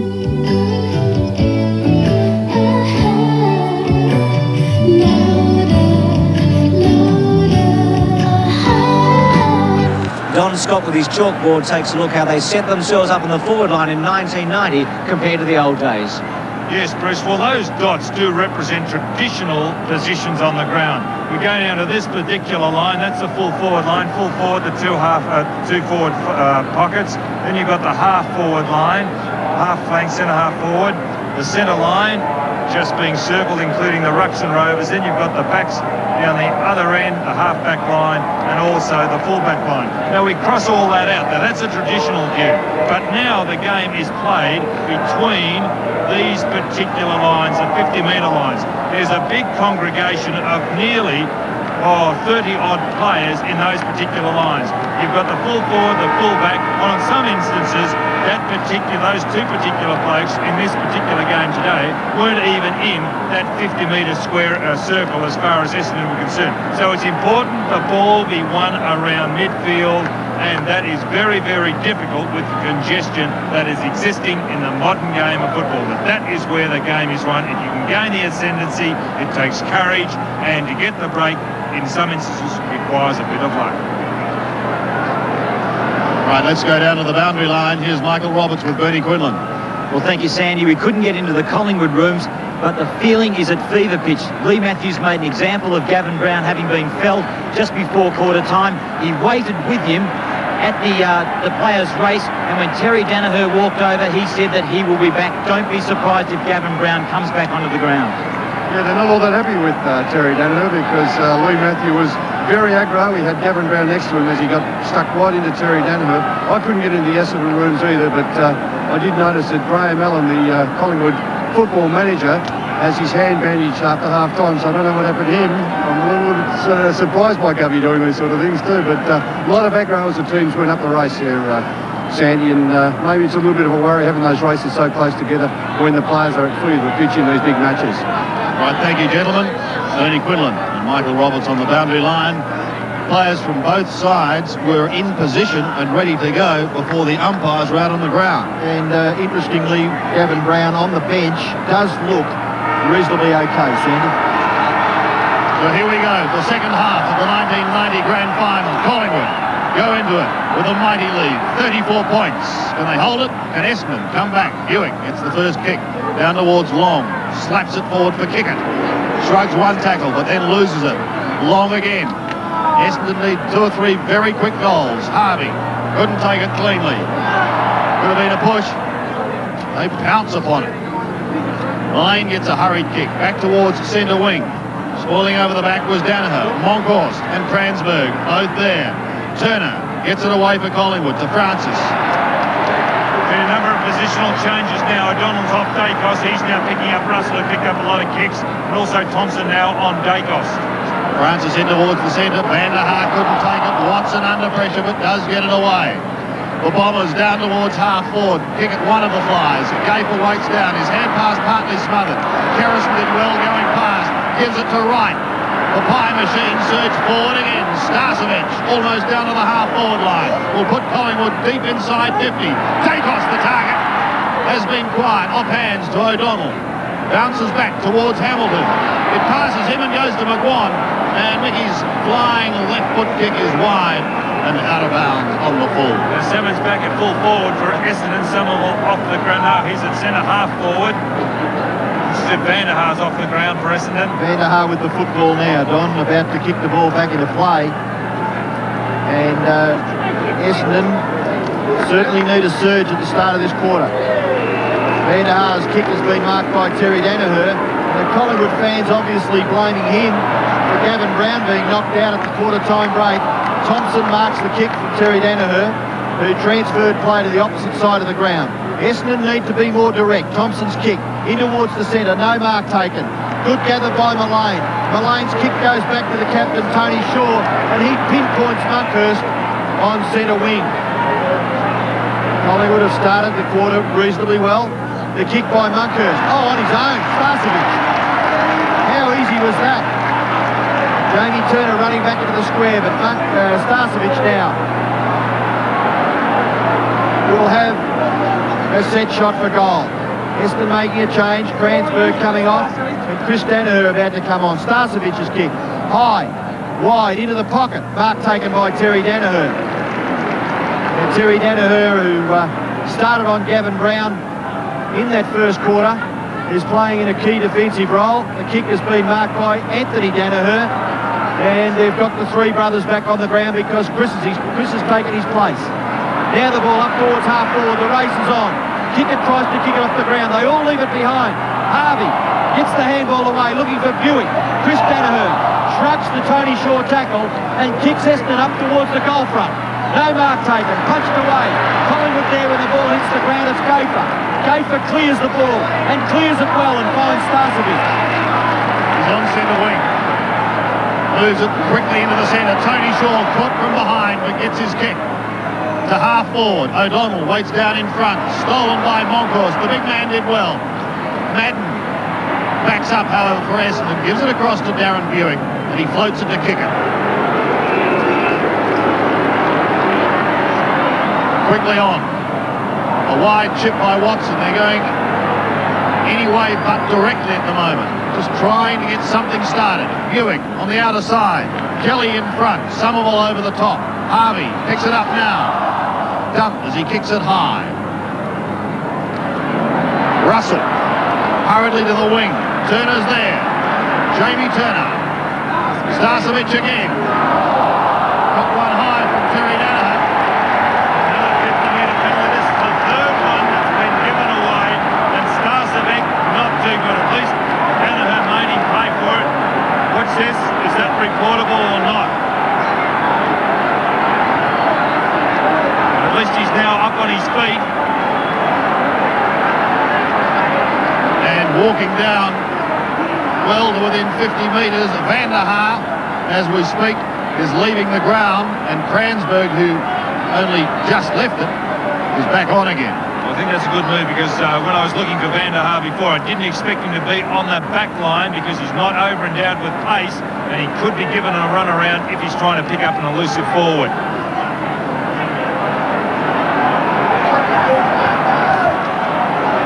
Starcevic is not well. Actually, Sandy, I think that Craig Starcevic probably hurt himself more when he hit the ground. Darren Mullane and his teammates watching and waiting.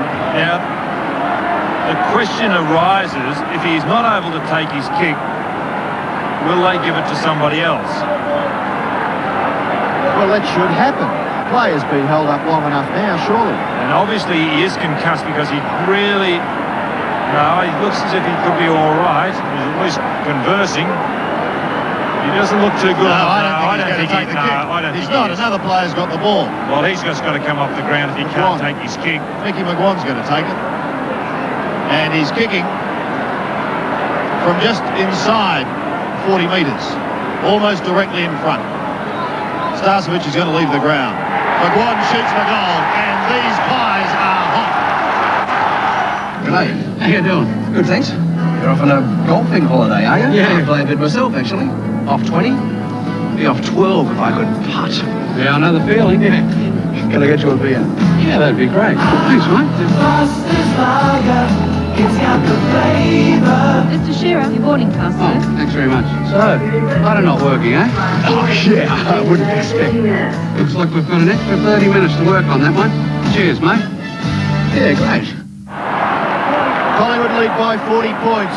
The Bombers have got the job in front of them now. McGuan can't get out. Watson coolly gets the hand pass back to Spawn. Spawn runs on. Kicks it directly towards goal. No one home. Chance for Harvey at the back, but Christian recovers pretty well from the marking contest. Kicks it high and wide, out towards the half-back area. Mullane is there, long, a little quicker, but can't get there to stop the ball from going over for a boundary throw-in. Michael Roberts down on the boundary line. Craig Starcevic. Yes, Craig Starcevic is being looked at for concussion.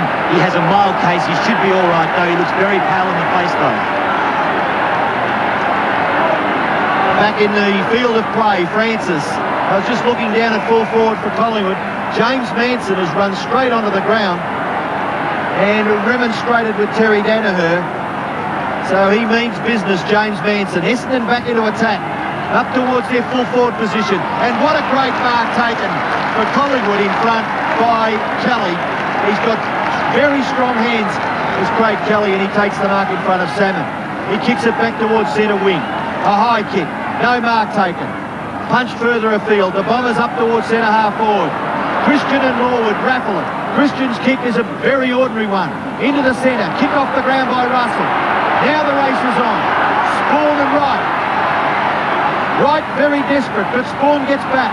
Can't quite control the football. Gives it away too easily. Barwick will come Collingwood well within scoring distance. The ball will land 30 metres out. No mark taken. Essendon recover nicely. Somerville goes away to Watson, and the Bombers are out of trouble. He goes to the outer side. Buick is there. Kickett calls for it wide, but he goes inside. Watson has run down, following the kick. Steadies and goes directly down the corridor towards Salmon. Got a hand to it, but that was all. At the bottom, Hamilton. Long comes in. And Manson's going off, and Brown's coming back on for Collingwood. Listen to the roar for Gavin Brown. Go down to Terry Danaher. But at the moment, the ball's at the other end of the ground. Harvey. Waiting for it. It goes over the line. Good work. And as soon as Brown's come on, he's remonstrated with Danaher. He's really aggro. A bloody nose for Terry Danaher. Forward. They're still going at the other end of the ground. And the ball's heading that way. Krasiska couldn't quite complete a diving mark. Hamilton. To half forward, Tony Shaw though in front. Now that loss of Starcevic off that half forward line, vital for Collingwood, because in that early part of this quarter, he was instrumental in getting it further down. Mark Dawson, unable to hold it, goes over the line on the wing. And this is what happened when Gavin Brown came onto the ground. Just a little introduction to Terry. Monkhorst. The big man's in trouble, but gets it out well. This is Francis. Down towards Brown. And Mark Thompson makes sure that he stays over the line. Well, it certainly was out of bounds at the full. Essendon players not concentrating too well, Sandy, here, because from up here it was pretty obvious, and both of those players didn't have much of a clue of what was going on. This is Mark Thompson to centre wing. Somerville flew early from behind. Hamilton down in front. Across to Greenwald. Oh, he's put him under the hammer. The hurried kick was by Anthony Danaher towards Long. Watson. Tim Watson. That should be down the ground. Kelly. Can't mark. Spawns down behind the play. Long and right. Two very quick, skillful players. Free kick. Yeah, I thought the umpire had swallowed the whistle there for a while.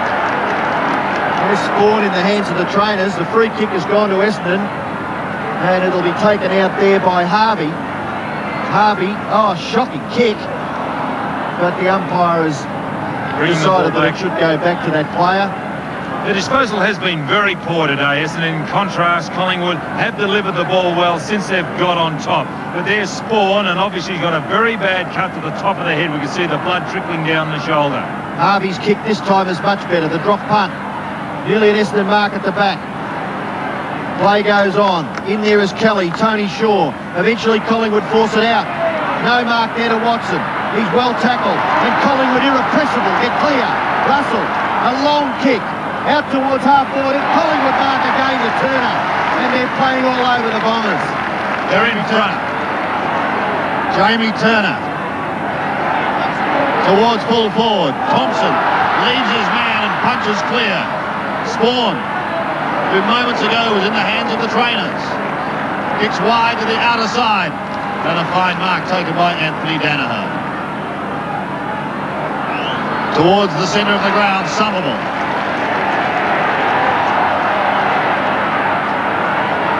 On to Watson. Down towards full forward.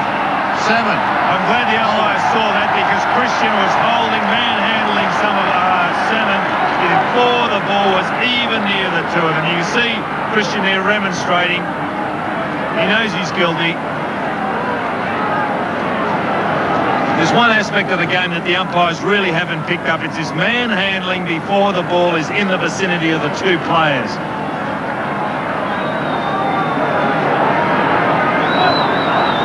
Well, when Essendon had scored 2 goals, 2 in this game, that entire score belonged to Paul Salmon. He's going for his 3rd goal, and he's pushed it right across the face. Well, that's indicative of the way that Essendon are playing. No score and out on the full. Craig Kelly from the back pocket. Kicks to the defensive 50-metre line and says to Paul Salmon, I'll give you another one. Poor kick. Well, this will be interesting because Salmon missed from what you would thought was a fairly reachable distance before. Now he's a long way further out. And we know from predictions over the past season or so that as soon as you go to tip them, they let you down. The margin at the moment is 40 points. The margin is still 40. Banks to clear for the Pies. As well, off to the line. Slips. I think we should mention, Sandy, too, the surface of this MCG came in a lot of criticism earlier in the year because fellows just could not maintain their footing, and there was a case again. I know the ground's been rolled, but it's been a new turf, new surface. It hasn't quite settled, and normally Mullane would have stayed on his feet, but the surface a little forgiving, I suppose. Somerville gets it down to Anthony Danaher. Collingwood a chance. Kerrison, left foot kick goes over the head of Monkhurst. Grenville. There's a passage there for the ball, and it's gone all the way through. Hamilton's caught by Krasiska. A great tackle. Turner's caught and brought down. O'Donnell with composure will clear for the Bombers. With the left foot eventually under pressure because he had no one to kick it to. He tried to hold it up, but he was forced to kick. Mullane gets back quickly. This time handles the ball all right. The hand pass over the top to Kelly. And Kelly's kicked to centre half forward. And Essendon mark taken by Simon Madden. Madden comes to the members' side. Mark taken by Spawn. Essendon trying to create the loose man. Dacos has allowed Grenville to get away. And Grenville, it's Mark Thompson actually, who takes the mark on the defensive side of centre wing. Thompson now, the drop punt kick. High towards half forward. And Kerrison, what a good mark in front of Chris Danaher. Under a bit of pressure, but he stood his ground and took it well. And kicks towards half forward. Well, Dacos caught behind. Again, Mark Thompson in front. Thompson's kick over the middle. Well, Kelly, normally a very reliable pair of hands, couldn't take that one. Banks on the right. Izzard has been quiet. He's certainly not on his own. Courage there, shown by Banks. They're rooting the ball around the centre area, Collingwood. They want the ball, they're in front, and they're prepared to do what Banks did then, back himself in and back with the flight of the ball. Long and low, down towards full forward. We've only had 1 goal so far in this quarter. Hamilton under pressure, loses it. O'Donnell goes in for the assist. Turner comes away, but the whistle would sound. 9 goals, 9, Collingwood. Essendon, 3 goals, 5.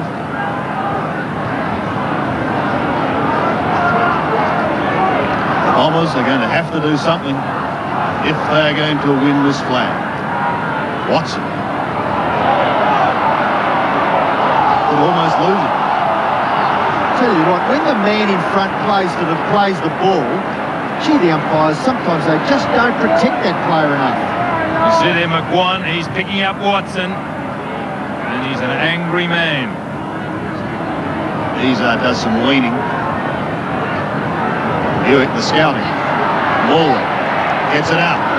Francis is on the end of this. Pulls it back with the left foot in towards full forward. Brown forced to spoil. Kransberg waiting down. He trips and heads for the boundary line. And Spawn sees it over. Just interesting to reflect back on Collingwood's performance over the past 4 to 6 weeks. They've won games by an average margin of 74 points. Now they're 40-odd points in front. Are they on course? Tap out, Thompson, kick wide. Anthony Danaher beaten for it by Mullane. Salmon goes back and tries to get the hand pass back. Can't do so. Russell picks it up, heads in towards the pocket. Over the head of Thompson it goes. Dacos, this is where he's at his best. The master. Well, Dipper, what would you recommend? Quattro venti. Quattro, what? Tender piping hot meat, bathed in a delicately spiced, exquisite gravy, then encased in a golden pastry envelope. It's truth. 4.3, Maestro. Have you run up? Quattro venti. 4 and 20. Ripper, Dipper. Wait, can we see the beer list? No worries. 4 and 20. The great Australian taste. From the centre bounce, the ball goes down to the Essendon half-forward line, but that's as far as it gets at the moment, unless Kickett can do something. He's caught. The ball is held. It'll be a bounce.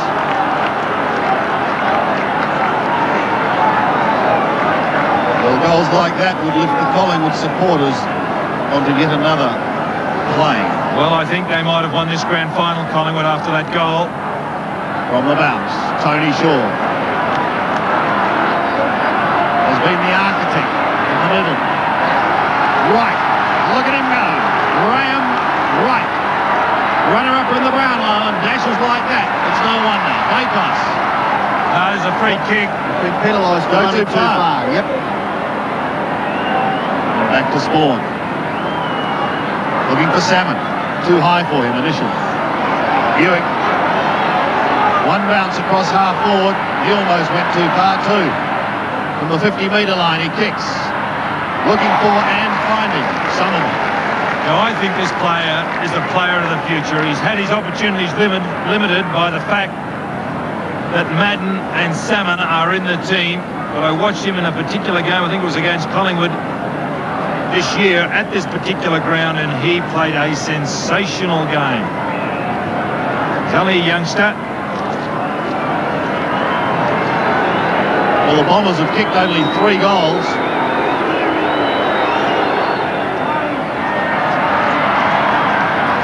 And at last, they've made it 4. A Westpac Bonus Saver account can deliver you an extra 2% interest on your savings. Reward yourself with a Westpac Bonus Saver account now. You can bank on Westpac. The Commodore fuel-injected V6 delivers 37 miles per gallon. You've either got it or you haven't. I guess that's why Commodore's number 1.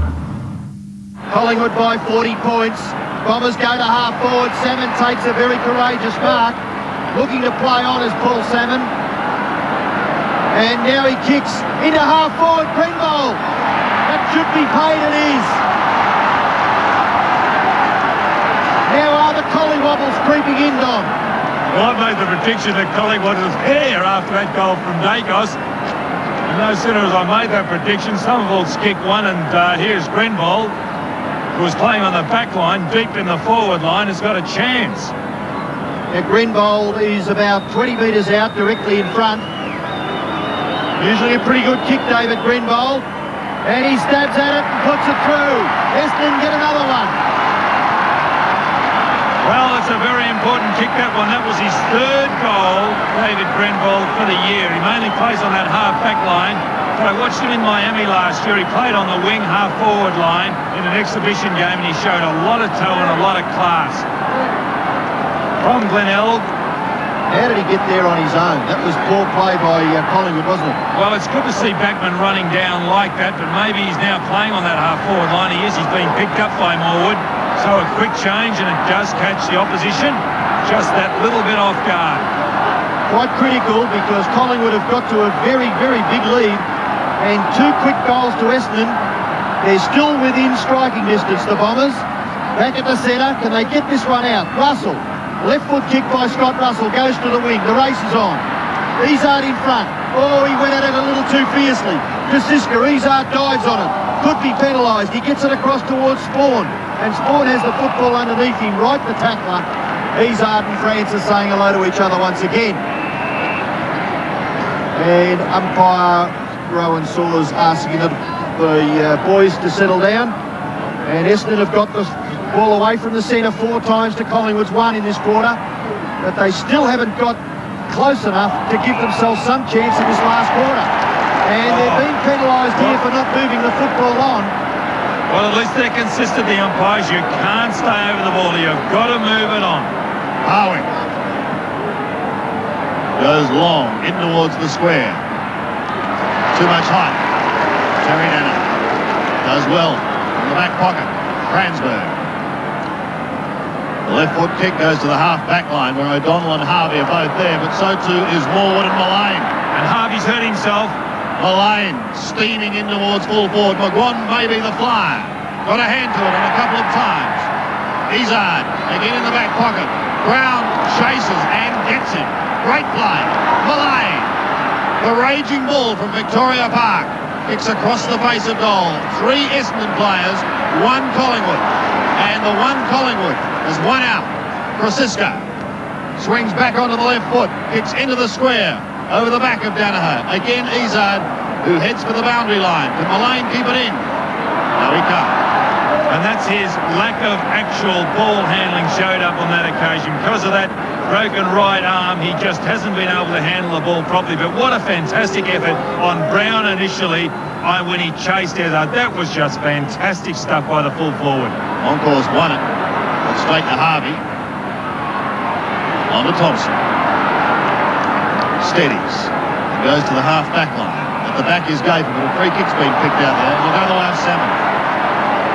Essendon just getting a couple of the umpiring decisions now, Sandy. Still a long way to go in this game. Kick it. Dropping the ball. And loses it. The Pies go forward again to Francis. Just forward of centre. Drifts it into the pocket. Round the target. Chris Danaher hurriedly onto the left foot. And the safety of the boundary line. 69 plays 35. The margin is 34 points.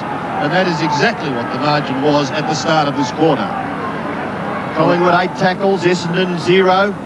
And still, with such a low-scoring game, only 10 goals to 5, the Bombers are not out of it. They need to get a quick goal back.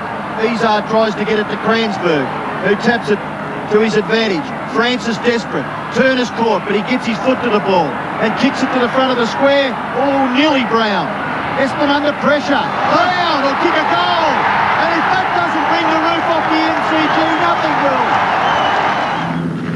A Westpac Bonus Saver account can deliver you an extra 2% interest on your savings. Reward yourself with a Westpac Bonus Saver account now. You can bank on Westpac.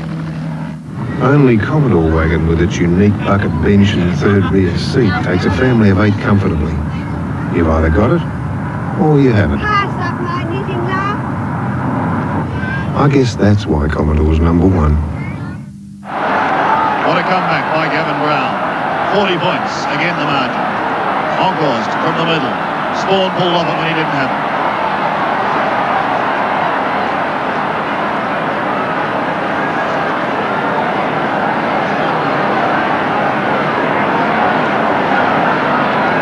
The long lead of Somerville is ignored. Comes the other way. Grenville.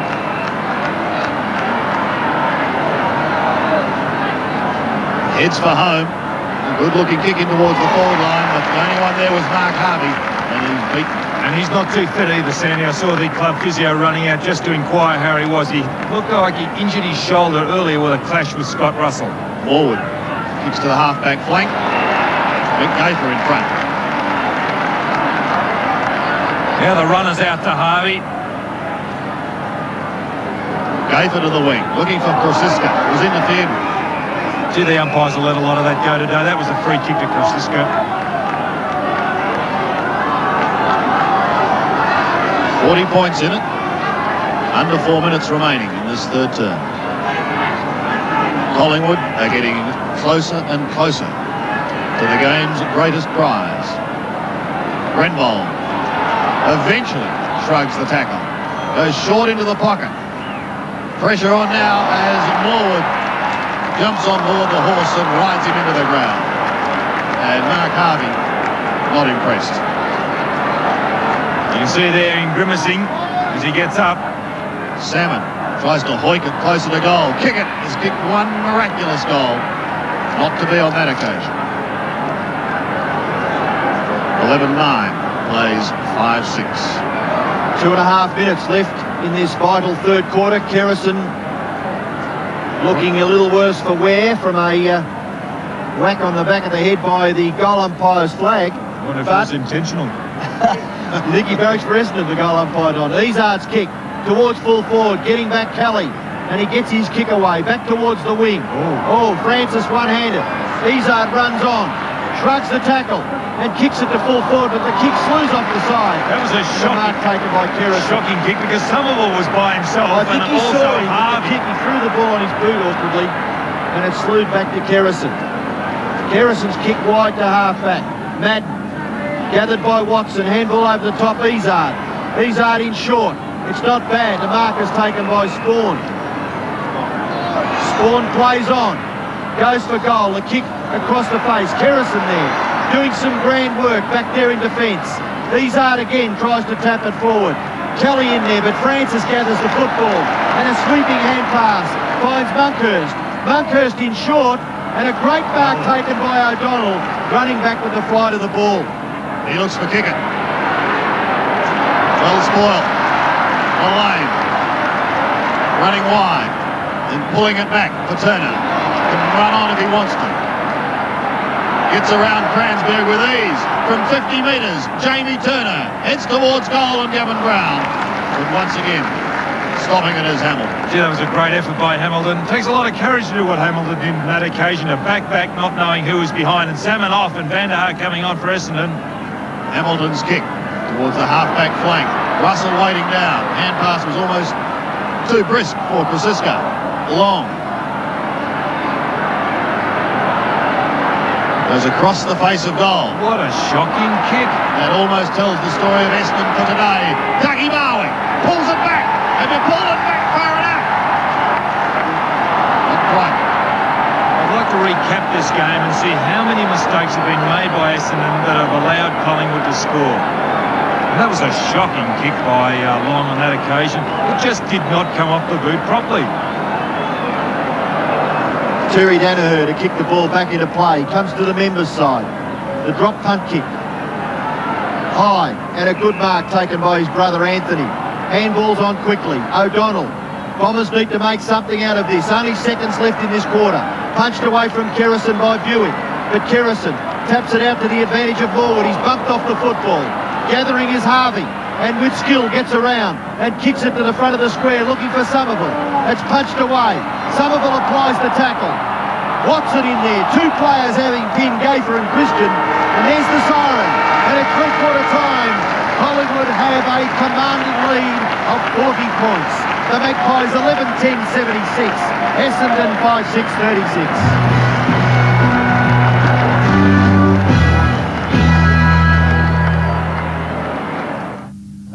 Well, Dipper, what would you recommend? Matro venti. Matro what?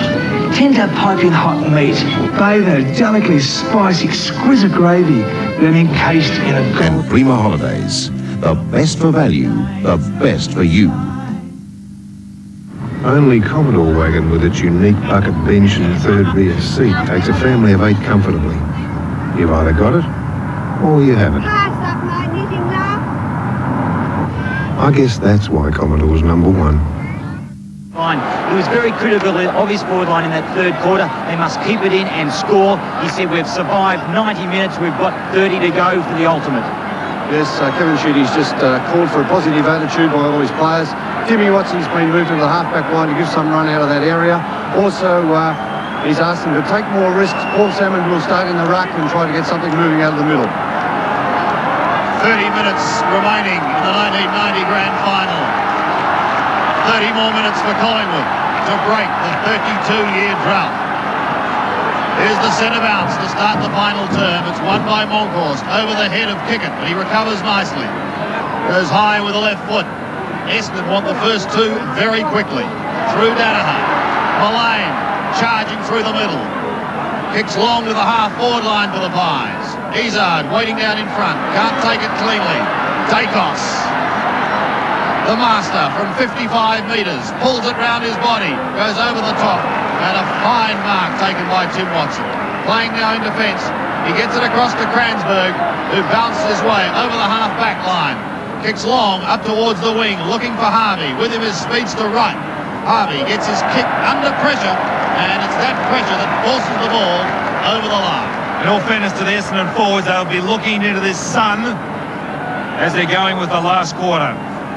Banks surrenders the football to Wright, and Wright takes it for Collingwood just behind the centre wing. He kicks it up towards half forward. No mark taken. Punched away back in towards the centre. Salmon a little slow. Christian desperate. Collingwood have the incentive of being the first team for 32 years to win the flag for the mighty Collingwood Football Club. And they won't let this grasp go too easily. It's at half forward. And a free kick has been picked out of it. It's going to Essendon to be taken back there by Watson. Essendon will be taking all the risks. They certainly have to be spot on. O'Donnell looking to run on. Now he does so. A left foot kick across his body up towards half forward Madden. It goes straight through his hands. Kerrison goes back. Long is there. And Long somehow is able to hold the football in. He's looking for a free kick. But the umpire will call for a bounce at centre half forward for Essendon. Shane Kerrison at the bottom. We've had some very quiet players today. Essendon, Long, who was a very good player last week, hardly sighted today. Madden. Gafer couldn't get a clear kick away. Kerrison. Well, he's come in as a late replacement, and he's certainly done his job. Watson on the wing with a left foot chip towards Van der Haar. Back to Watson. Claimed by Russell and beautifully claimed. Not before he gets it to Anthony Danaher. A long kick up towards the forward line. Madden. Yeah, we've seen two great marks, one by Watson earlier and that by Madden. Running with the flight of the ball, took a lot of courage, Madden. And here it is, watch Madden come into screen there as Turner tries valiantly to punch that ball away. It's a good effort by the big fellow. Game number 349 for Simon Madden. He's had a quiet day by his standards, still looking for his first goal. They desperately want it. And he's hit the post. Well, he wasn't confident at all, Madden, on that occasion. When the ball left his boot, I think he was a little too close to the man on mark, to be honest. Well, they're not meant to win. It's got to be Collingwood's day, Sandy. Well, I wonder what Lee Matthews is thinking now. Kerrison brings it back into play. Good-looking kick. And a tremendous mark by Christian. Michael Christian at half-back. Decides to go short, but he didn't want to go that short. Eric Kickett kicked a wonderful goal earlier on in the day. No mark paid. Buick heads goalwards, and the ball, as luck would have it, spins away from the goal face and is pushed through. In fact, hit the behind post, so will be thrown in the right forward pocket for Essendon. Madden, with him is Christian. Socket wide. Kerrison will be first to it if he can keep it in play.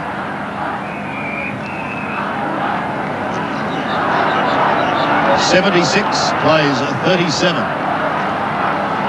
39 points to Collingwood at the moment. Gafer couldn't hold it cleanly. Neither could kick it. And he paddles it forward.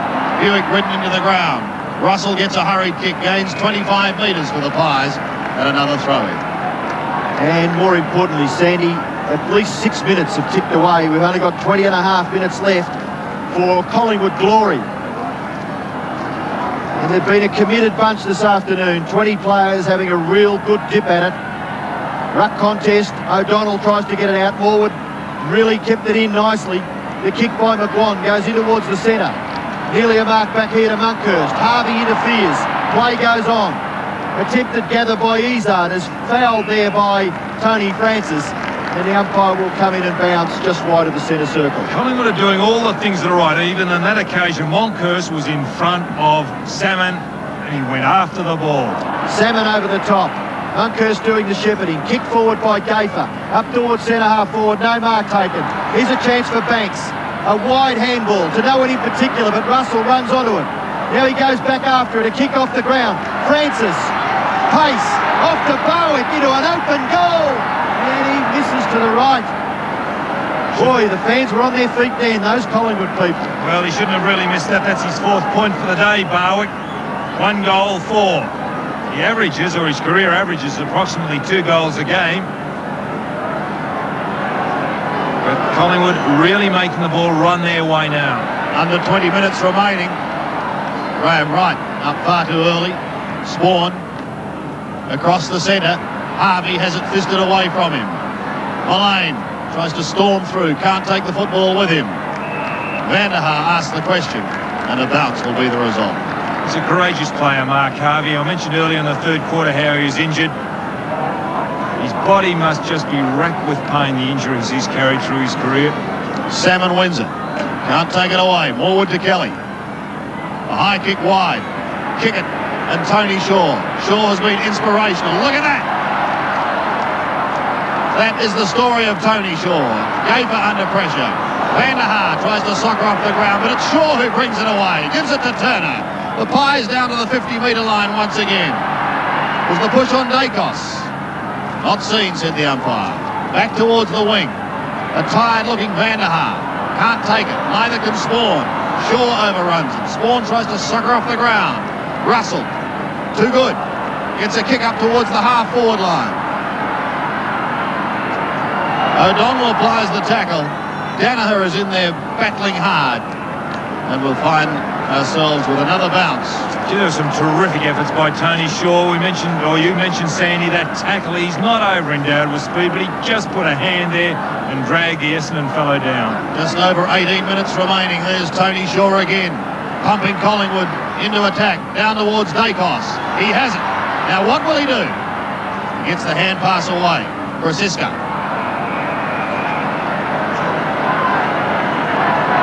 Smothered away. Gavin Brasiska. Well, he's got almost a smile on his face. Perhaps he knows the outcome. Russell from 60 metres. Pulls it in towards the goal square. Interference on both sides. Who's going to recover first? Look at Brown. Look at him work. Surging it towards the goal line. Thompson's claim. That was just magnificent stuff again by those Collingwood forwards. They are just so intent on keeping the ball in their forward line. Brown there, we saw him knocked out earlier. You've just got to take your hat off to those forwards, the way they've worked. There's the bounce, almost in the square. O'Donnell waited, couldn't take it. Another opportunity for the Pies as it's pushed in towards the pocket. No mark. Play on the call. Mullane overruns it. Danaher also. Dacos shunted out of it. Pushed out the back. Past Russell. On to Tony Shaw. A little left foot chip. Bowen bounces off his chest. And Tim Watson's injured too, Sandy. He's calling for the trainers. I don't know whether it's cramp. Cramped up. Here's the throw-in. We've got an official crowd of 98,944. Danaher leaked. Watson still in trouble. And Banks is hurt too. Essendon haven't given up. Danaher's kick goes wide. Grenville takes the mark and gives it to O'Donnell. Bombers need to kick a couple of quick ones. O'Donnell, after 3 bounces, approaches the 50-metre line. Kicks it high into the 10-metre square. Essendon mark Madden goals. No free kick. That's against Madden pushing. Oh, the umpire a little technical on that occasion, because I've seen a lot worse incidents go by. Look at this. Well, the slow-mo replay indicating that Simon Madden just gave Christian a little nudge out. There's the mark of the day. Jerry Pickett high over Tony Shaw. Well, he kicked a miraculous goal early. He might have taken the mark of the day as well. Goal of the day maybe, also mark of the day. Short pass into the pocket. The mark is taken by Harvey. Now Harvey is well within scoring distance. The advantage to Collingwood is 40 points, 77 to 37. We've got 15 and a half minutes left. They couldn't possibly lose from here, could they, Sandy? Well, we've seen other things happen, haven't we? Mark Harvey now from 35 to 40 metres out. Goes for goal. It's coming back. Not quite enough. And it's another behind to the Bombers. Well, Lee Matthews has taken them to 6th, 12th, 4th and 5th. And here's another look at Derek Kickett in action. Well, Tony Shaw, underneath. I feel for Tony Shaw, been there plenty of times myself. Back to the action once again. And despite the pressure that's been on all day, we're still seeing some fabulous football. Kelly wants Mullane. Will tap forward. Grenbold maybe first to it. Met by Banks. And it's Banks who bottles it up. Only to see Kickett steal it. The Sun upsetting Danaher. He recovers well. Swings it round with the left foot. Towards the half-forward line, only as far as Jamie Turner. Watson leaves it for Izard. He's been quiet, but so too is this man, Michael Long. How's that 50? No, play on. And Buick does. Up towards the half-forward line. Wright got a touch to it. The Bombers are still trying desperately as they throw their bodies in. And this huge crowd of almost 99,000 appreciating the efforts of the 40 players we've seen in action today. And Collingwood defence standing up grandly. They've only given away 5 goals in 3.5 quarters of football. Long at the bottom of the pack, can't get the ball out. Kerrison working overtime in there, and the umpire forced to call for another bounce. 13 minutes and 40 seconds left. Lee Matthews looking reasonably satisfied, but he won't be happy until the siren sounds. The bounce about 30 metres out from the Essendon goal. Magna magnificent tap out. But the Collingwood defence through Shane Lord. And he kicks it into vacant land, and it'll bounce over for a throw-in. A long, long way away from the Essendon goal. So Shane Lord achieved what he was looking for. I am just pondering what is going to happen to this town if Collingwood wins. It'll be great stuff. 32 years they've been waiting. And they'd be standing on their seats at the moment, I would think, in anticipation. All that Ruckman could do there was knock it back over the boundary line. What an achievement by Lee Matthews, who came to the club when it was not only in financial strife, but he began a rebuilding program, and it looks as though it could bear the ultimate fruit this afternoon. Danaher soccers off the ground. Wright maybe first to it. Kransberg just beats him, but the tackle is laid quickly. Danaher claimed by Kerrison. Back to Moore. The Collingwood defence superb. Moncourse, can he get there? Yes, the big man can. And that's what happens, Sandy. You find something extra when you're desperate like these boys are. He just messed up his good play and kicked it over the boundary line on the full. Was it? Now it's been touched off the boot. Michael Long looking for the free kick, but the boundary umpire will throw it in just in Essendon's forward half. They've tried very hard, the Bombers, but Collingwood have had all the answers. And with 12 minutes left, the seconds ticking away for Collingwood glory. Still virtually on the wing. Salmon wins it. Long applies the tackle on Shaw, who gets a short kick over the boundary line once more.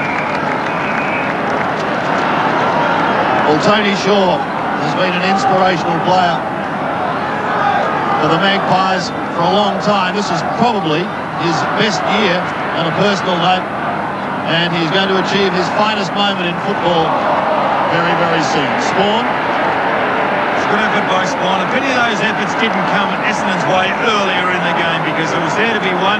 You see there a bad cut. We copped that early in the third quarter, halfway through that third quarter. The blood trickling down the left ear. Kieran Spawn directly in front. The drop punt. Shaves the post again. Well, it's not Essendon's day.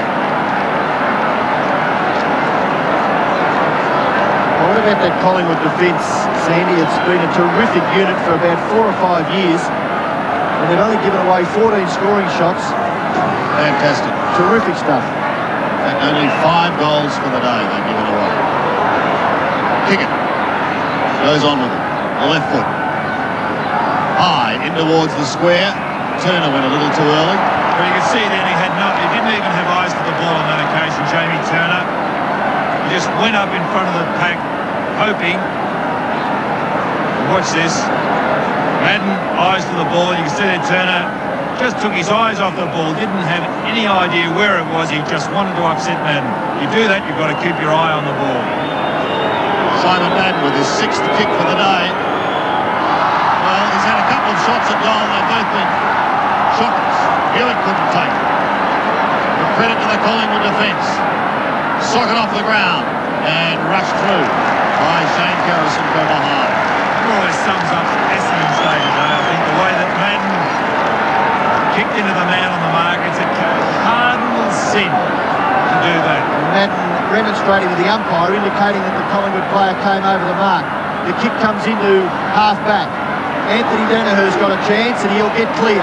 He may even goal from here. No, he's a tired man. The kick drops in short.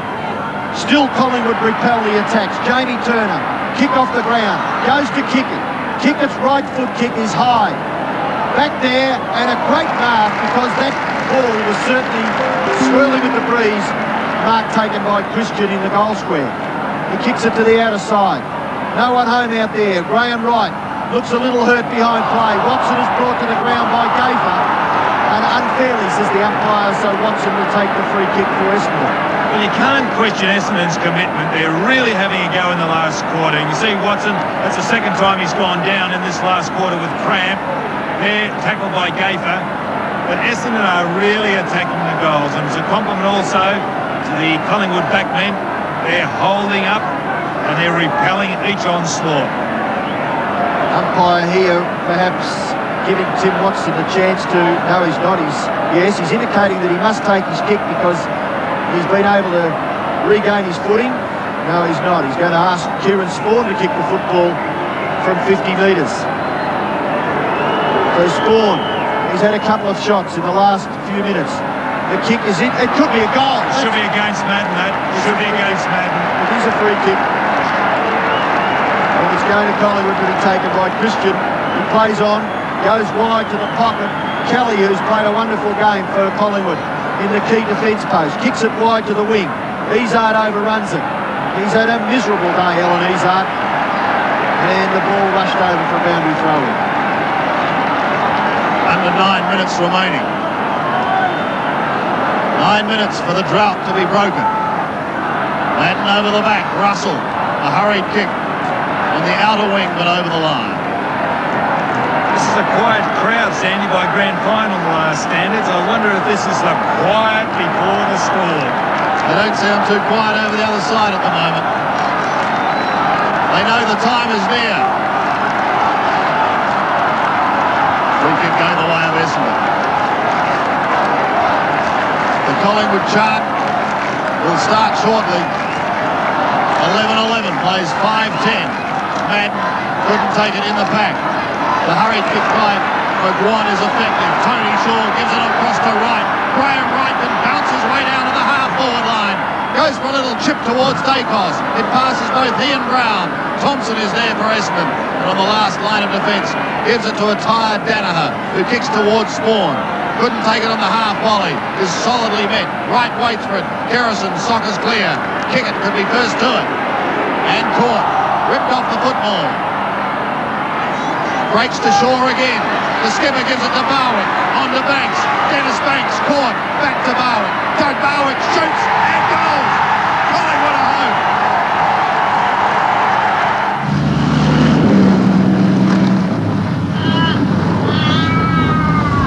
Yeah, mate. Well, I'm after some tyres. What do you got? See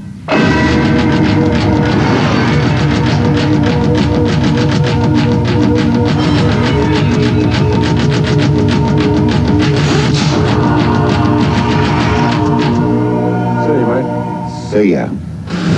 Yokohama Tyres. Race bred for road performance. 7 minutes left. Collingwood trying to go forward again. Broken down by Spawn after one bounce. Spawn kicks with the right foot. It goes 55 metres into the pocket. No mark taken. Christian recovers well and then delivers the ball equally as well onto the chest of Mullane. Mullane looking for the short pass. Banks, a little too high for that player. O'Donnell goes back and calmly punts the ball to Danaher, but it's too high for Anthony Danaher. Darren Mullane now, a kick to half forward. Banks can't mark. At the back, Krasiska tries to get the hand pass away. But a great effort there by Paul Hamilton. Very, very tired, all the players now.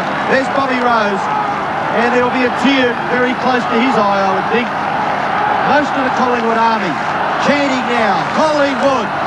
Essendon striving, but there's no way known that they'll get back into it. With 6 minutes left, it's a Collingwood premiership after 32 years. And I don't think anyone at all has left this stadium. A crowd of almost 99,000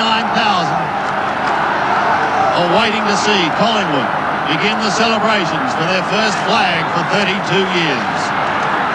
Essendon haven't given up. Thompson kicks back towards Danaher. This is Anthony Danaher. Tim Watson says go on, and he does. Down towards the forward line. Salmon backbacking. Can he get there in time? Christian is with him. They both go to ground. Salmon first to recover. And can he keep it in play? No, he cannot. So a throw-in the left forward pocket. 5.5 minutes remaining. Joy for Magpie supporters. Disappointment for Bomber fans.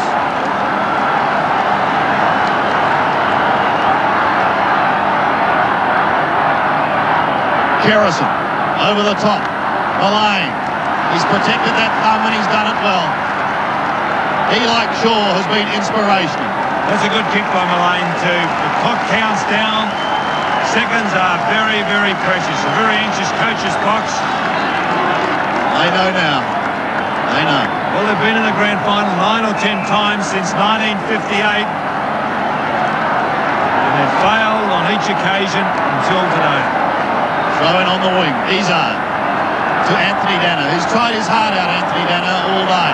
Now, that is a great effort. He just kept his body over the ball. That was Kelly coming through, and that's indicative of the way that Collingwood have played. Kelly picking himself up there. See there, Tony Shaw, the fist clenched, urging his players on. Still on centre wing, Somerville. Kerrison. Long. Still Kerrison. Mullane in over the top. And another bounce. 4.5 minutes left. The play just forward of centre wing on this member's side. Monkhurst, who has rucked tirelessly all day. Izzard. Watson, who's cramped up twice. Gets the kick away. There's people on the ground. They're too close to the players. There's still 4 minutes left. Why is that person involved with Timmy Watson so close to the boundary line? He's hurt himself, that particular fellow. Madden. Kick it. Now Essendon try to get the ball forward through Grenbold. The kick across his body. The marker's taken by Norwood. They've got all the answers, Collingwood. Norwood's kick is wide. The marker's taken by Christian on that opposite side of the ground, half-back flank. And they're sharing it around. Their glory is only moments away. The kick to half forward, Krasiska. Hamilton tired. Krasiska tries to flick it back. He does it nicely. McQuan ducking and weaving. Goes around onto the right foot. Kicks it in towards the centre. And the mark is taken by Francis. He's played well. 24 possessions. What can Mullane do? He goes after it. He falls over. Back goes Anthony Danaher. He slips over. Loses control of the football. He's 1-on-2. Collingwood will get it again. Bowen. Brown it was. Back to Mullane. Mullane's short pass is effective. And what is indicative of a wonderful performance by Collingwood, their captain is marked within 50 metres of goal. Under 3 minutes left from Tony Shaw. Look at those statistics. A magnificent leader all day. The short passes on, the centre-half forward, and the mark is taken by Monkhurst, and he stood straight up all day long as Damien Monkhurst. He hasn't kicked too many goals this year, Monkhurst. He stayed on the ball most of the year. He's lining up for his third goal. And he's taking his time. He knows precious seconds tick away the longer he holds the ball. 2.5 minutes left. Monkhurst from 40 metres out. The kick looks pretty good. Up go the fans. It's another goal. These are very special Volvos, available only during October. We're celebrating our 20 years in Australia, and our friends at Qantas have come to the party. In the glove box of all new Volvos, you'll find 2 Qantas return tickets to Los Angeles. Check in at your Volvo dealer now.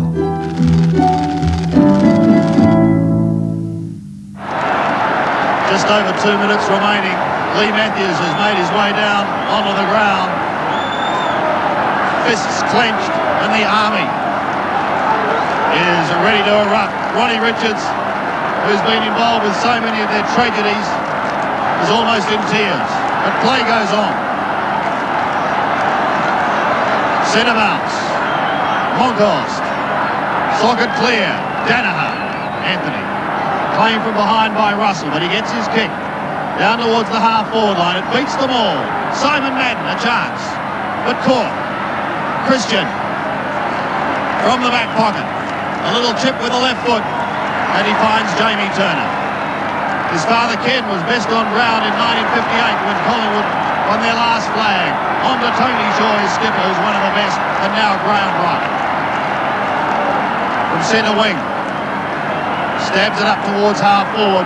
Gavin Brown, a classic example of courage after being knocked out, has come back and been very, very competitive against this man, Terry Danaher.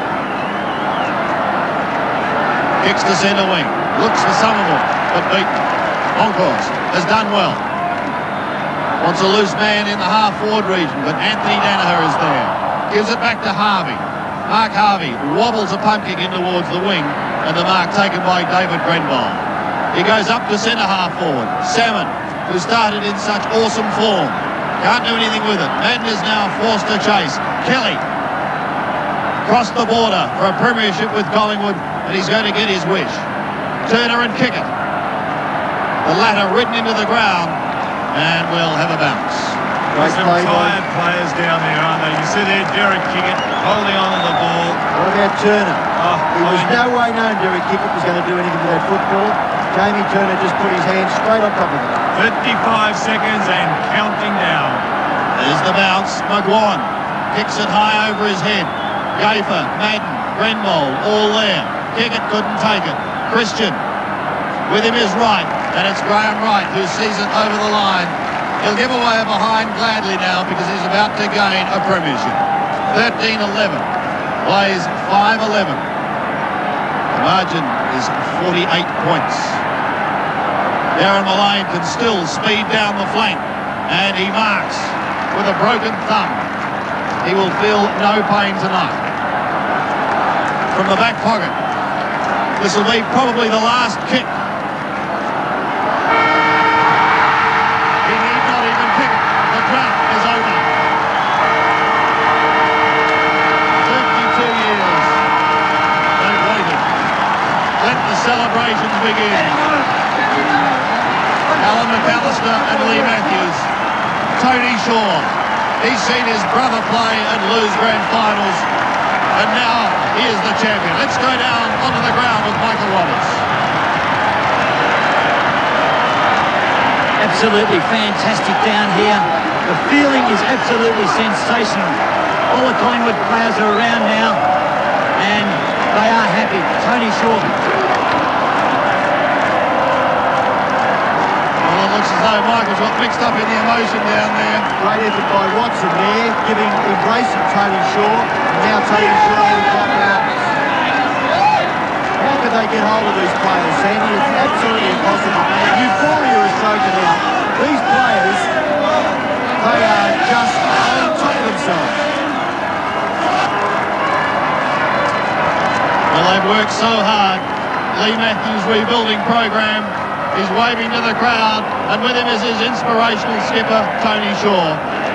The first game they finished 6th, they went down to 12th, they came back to 4th, then 5th, and now they have football's ultimate prize. Let's go back to Michael Roberts. Absolutely sensational feelings down here, Bob. We couldn't get near a player, but you must have a tear in your eye because you've been in this situation so many times before. Yes, I've had a kiss from Tony Shaw. It is a fabulous performance. I just couldn't praise the players greatly enough for their gutsy performance, their team effort, the whole works, and they've rewarded the club and they're in history now. What about the supporters and what about Lee Matthews? You know, to come through, he's finally won a premiership. It must be fantastic for the club. Yes, well, I'm so grateful that the guy joined us 6 years ago, and he's got his just rewards and we've got our rewards too, so we're all absolutely out of this world. Thanks, Bobby. Bernie Quinlan's over there. Bernie. Well, I've got Tony Shaw, I think, Don.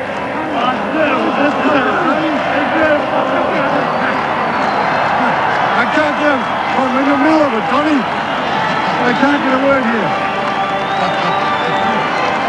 Certainly in the middle of it. Yes, he'd be doing very well if he could get a word there, because he is right in the middle of it. And while we've looked at the winners, we must also think of the losers. And there's nothing worse, Sandy, than losing a grand final.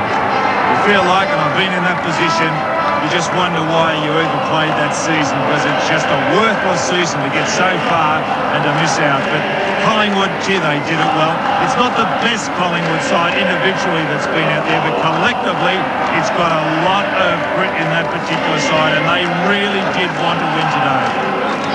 It's just a fantastic effort.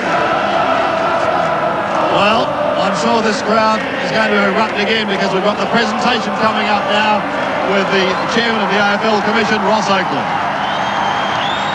Prime Minister, Premier, my Lord Mayor, ladies and gentlemen, girls and boys. Well, what a magnificent performance today we've witnessed from the Collingwood Football Club.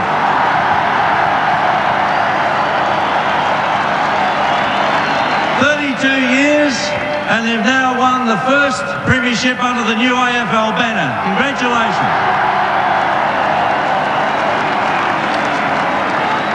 To present the Norm Smith Medal to the best player on the ground, we have Frank Bluey Adams, a great Melbourne champion, a player of 6 premierships. We welcome Frank to the dais.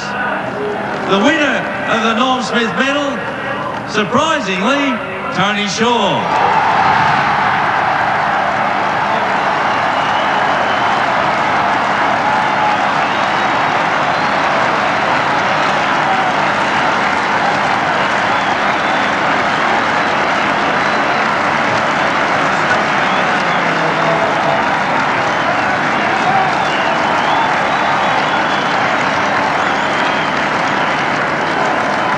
To present the Premiership Trophy and medallions to the winning team, Dr. John Hamilton is here representing the Hamilton family, the son of the late, great Collingwood player, Jack Hamilton.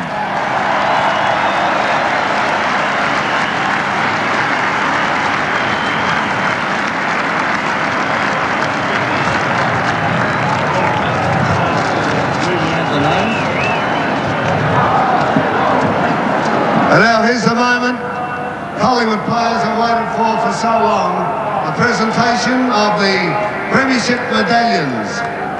First of all, let's call up number 1, Damien Monkhurst. What a great game from the big fella.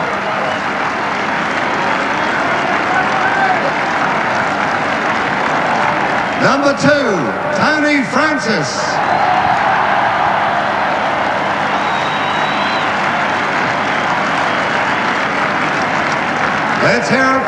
3, Michael Gaffer.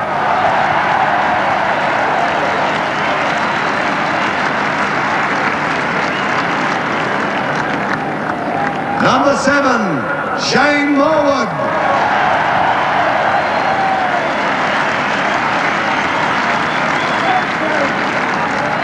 Number 12, what a performance, Dennis Banks.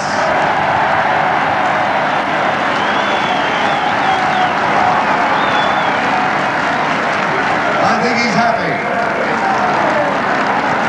Number 17, Doug Barwick.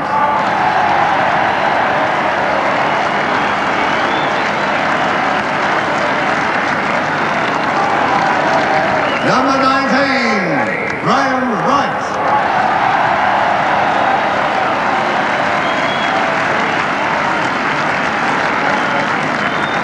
Number 21, Michael Christian.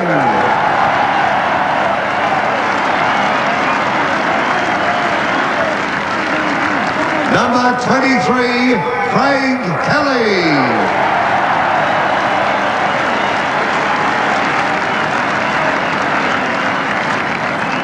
Number 24, emulating the deeds of his father Ken in 1958, Jamie Turner.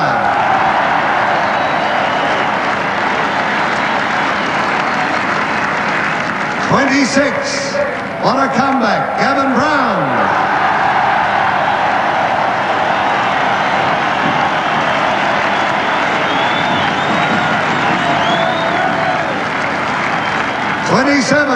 Craig Starcevich.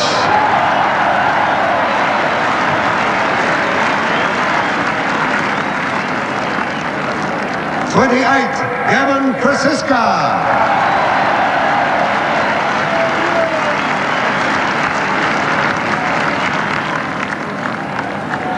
29, Scott Russell.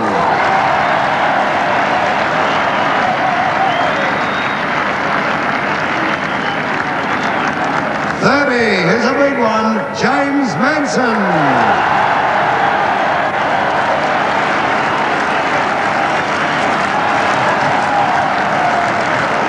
34, the one and only Mickey McGuan.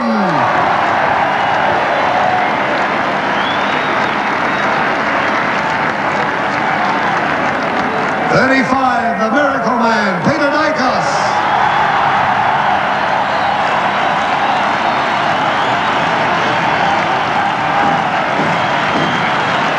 42, Pants himself, Darren Mullane.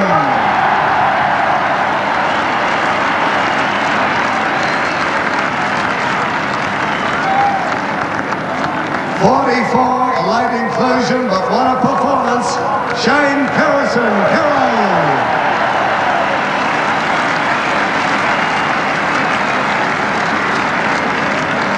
Received his medallion, the skipper, the Norm Smith medalist, number 22, Tony Shaw.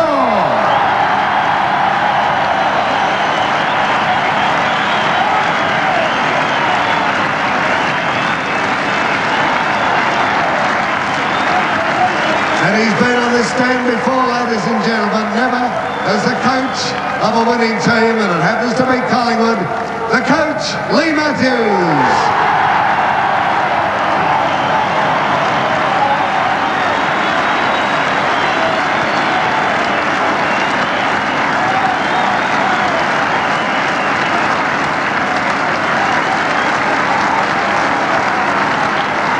There it is, the presentation by Dr. John Hamilton of the Cup, the Premiership Cup.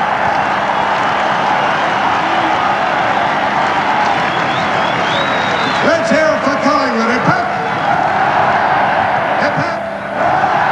Hip hip. Righto, now for all you people, I'm sure the boys are going to do a lap of honour if we can ever get the cup away from Peter Dacos. You right, guys, for the lap of honour? Shorey, can you make it? Here they go, led by skipper Tony Shaw. Let's hear it for the 1990 premiers, the mighty Magpies. Go on, Lee, they need you.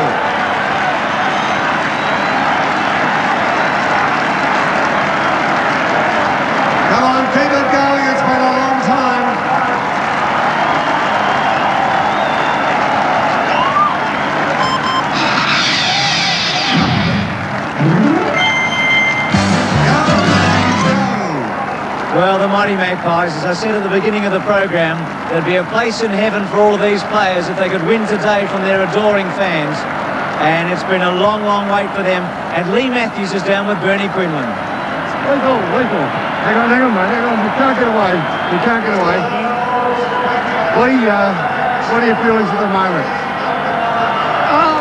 Right at the moment, I'm just so pleased for those 20 blokes who've sort of written their name in history and, I don't know, just sort of, what would you call it, just cut down the folklore of Australian sport. You know, you start off, we had a good patch during the year, but they've played, the finals are won by the side that plays best in September, and they've done it. And they, the 20 of them, they've just been tremendous.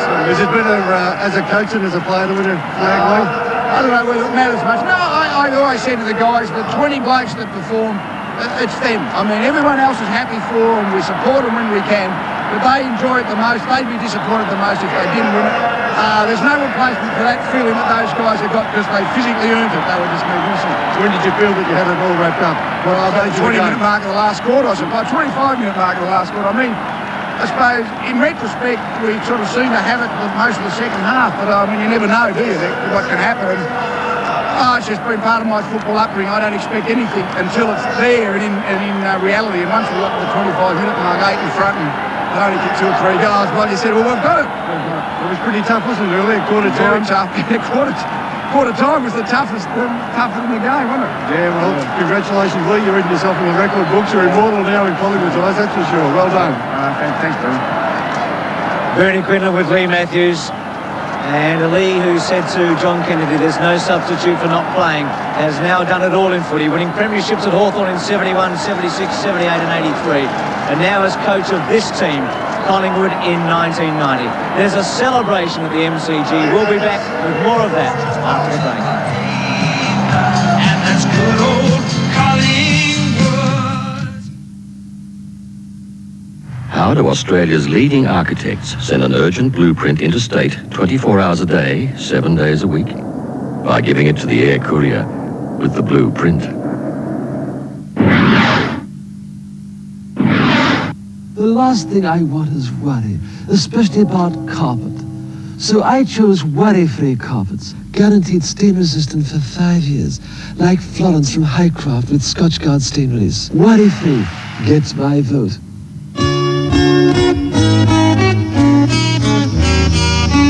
This is our sugar cane. To turn its juice into sugar, we dry it.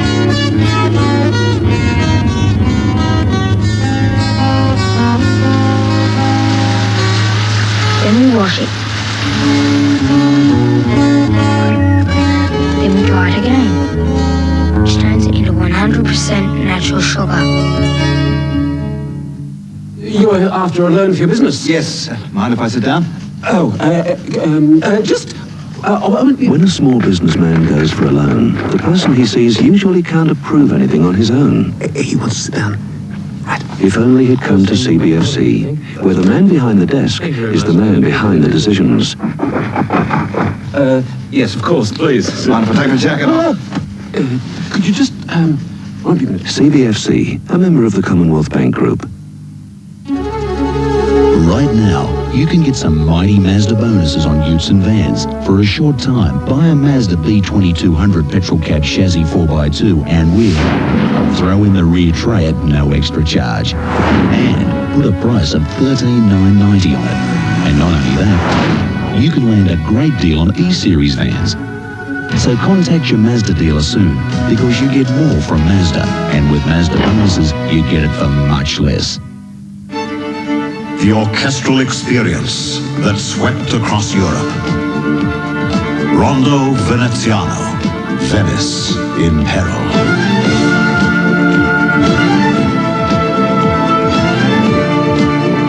A contemporary masterwork for music lovers ahead of their time. Take it home to your world. Venice in peril, from Rondo Veneziano. Get down to your nearest Clearview showroom. Bring your plans, sizes, prices. We guarantee to beat any other written quote. Clearview won't be beaten during our gigantic 25th anniversary sale. For your new home extensions or renovations, we're clearing windows from $55, security doors from $99, sliding doors from $325, and fly screens from an amazing $15. Plus below trade prices on pool fencing, shower screens and mirrored wardrobes. Brookvale, Seven Hills, Bargain Building Supplies, Petersham, only this Saturday, Sunday and Monday, 8 a.m. Be early, 25 years in business. No one's going to beat us. Welcome back to the grand final. Collingwood outscoring Essendon in every quarter. The Bombers the lowest score in a grand final in 30 years. Collingwood by 8 goals, 13-11-89. Essendon 5-11-41.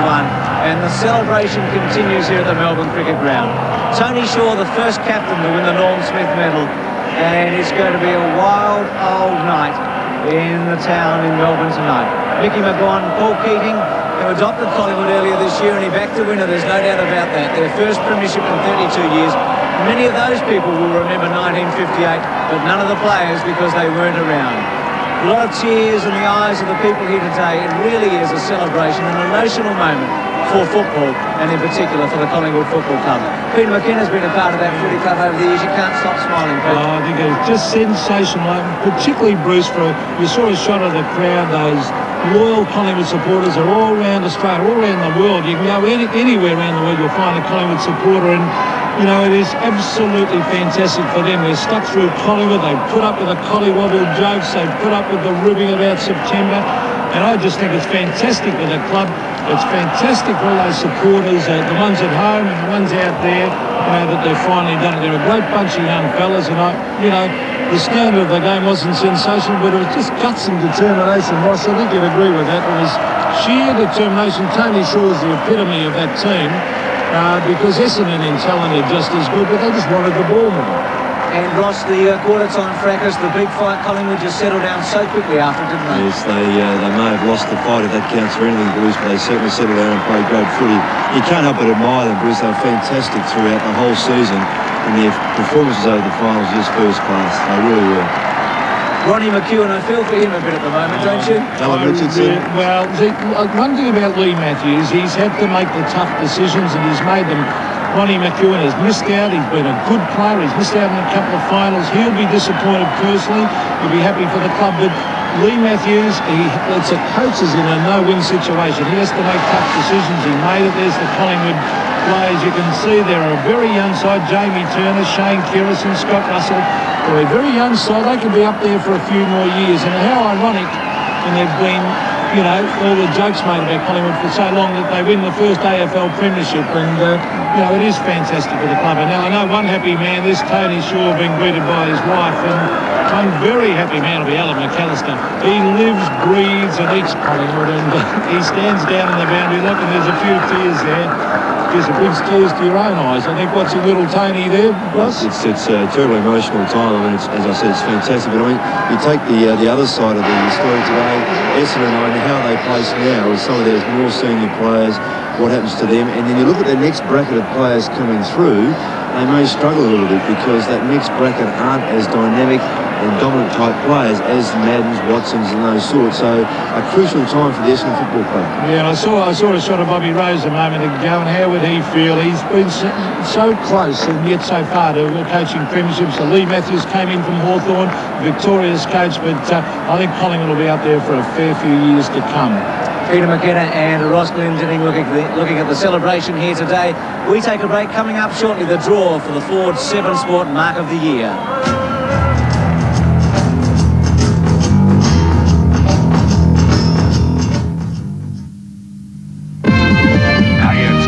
Josh.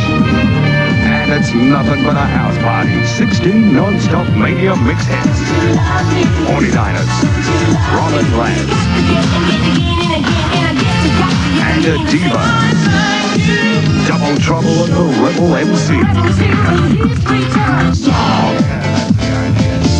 Okay, let's do it. Stop your body to nothing but a house party. The non-stop mania mix from Concept. Most income-producing investments look quite solid until you find your income demolished by taxation. The GIO Monthly Income Trust is different. It can build your capital, But best of all, the GIO Monthly Income Trust could help demolish your income tax by as much as 40%. Already, nearly 1 million policyholders benefit from GIO Australia's investment and insurance. Now, you can too.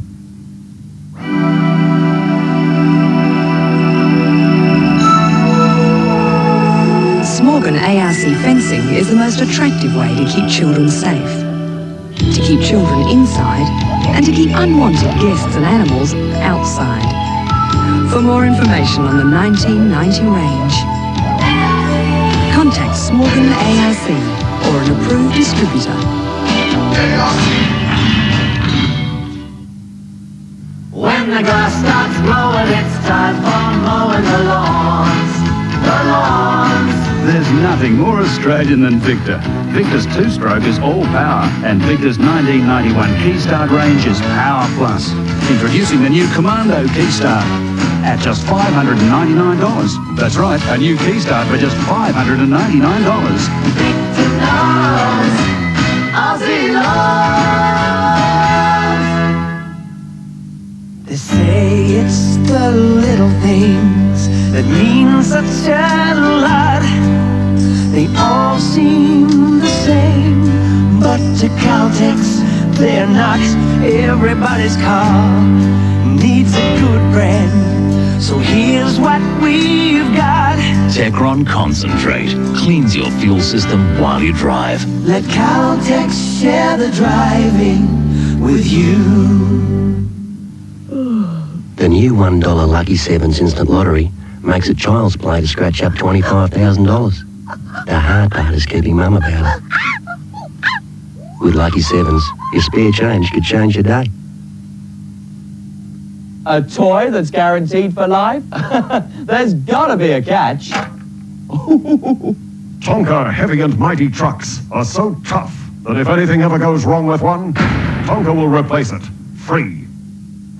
Welcome back to the Melbourne Cricket Ground. Collingwood winning its first premiership in 32 years. And thank you today for your response to the Ford 7 Sport Mark of the Year. It's been fantastic. And the winning mark came from Richmond's Michael Mitchell. Let's take a look at it right now.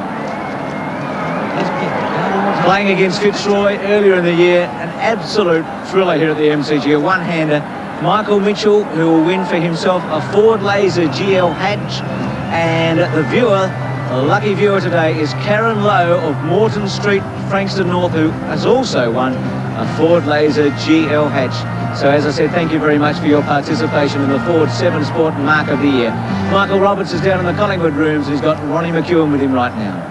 Well, Ronnie, we're down here. There's a lot of people down, a lot of excitement. Tell us, you're a spectator today, but it must be tremendous for the club.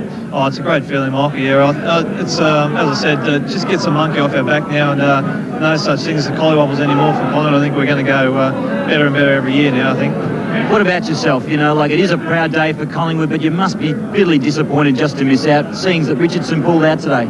Yeah, it's hard. I mean, it's you don't know whether to celebrate or commiserate for myself personally, but it's good for the club. But it's bad luck for myself. But it's the main thing is we won the grand final. That's it. Lee Matthews, he's ecstatic. He walked down to the boundary line just before the siren. He pumped the crowd up, and also all the loyal supporters. They must be wrapped as well. A tremendous feeling around the club. Oh, it's great, Michael. A lot of supporters have been waiting for a long time, and it's a great feeling to win it for them too, not just for ourselves. It's always interesting to ask someone that's watched the game, where did you think Collingwood got on top as a spectator? Oh, just going by the score, but I think it was a battle of the backlines today, and I think our backline was a bit strong, put a bit more pressure on. Essendon missed a couple of easy shots, which could have gotten a bit closer in the second quarter. But anyway, Shorey was sensational again, just courage, and it was just a sensational captain's effort, I think. Yeah, tremendous for Tony Shaw to win the medal. A fantastic effort, and bad luck yourself, but a tremendous day for Collingwood. Thanks, Ronnie. Thanks, Mike.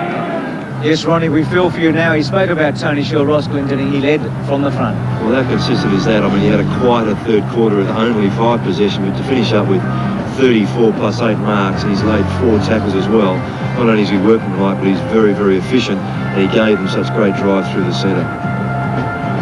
Well, Tim Watson, I thought he was easily Essendon's best player. He led from the front too. And look at that, 16 and 10, and well, he was out of football for a long time, but a great captain's effort, and as I said, certainly their best player. Scott Russell, actually I wouldn't have thought he would have picked up that many kicks, but that first half, particularly that second quarter, with 9 kicks, and then also finishing up with 27 possession. I mean, that's a very, very good game in a grand final. Well, I thought Anthony Danaher's second half was tremendous. He had 12 kicks and, well, they put him up on the wing. He ran and he kicked the ball long. And I thought Anthony Danaher was a very, very good player in defence. But more so when he went towards onto the wing. There's the stats there, 18, 3 handballs, 6 marks. But a top game by Anthony, probably their second best player.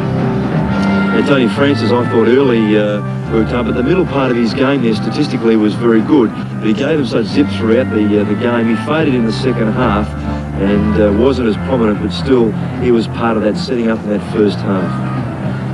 Kieran Spawn, I thought certainly he could hold his head up high. He started on an interchange, as you can see there, but look at that, 7, 6 and 5 for 18. But they've had plenty of the ball, Essendon, but I thought their forward line was very, very disappointing, but Spawn didn't let them down. Looking at some of the individual players here, we'll take a break from the Melbourne Cricket Ground. Plenty more to come. We'll be back in those Collingwood rooms shortly. Back at the MCG in just a moment.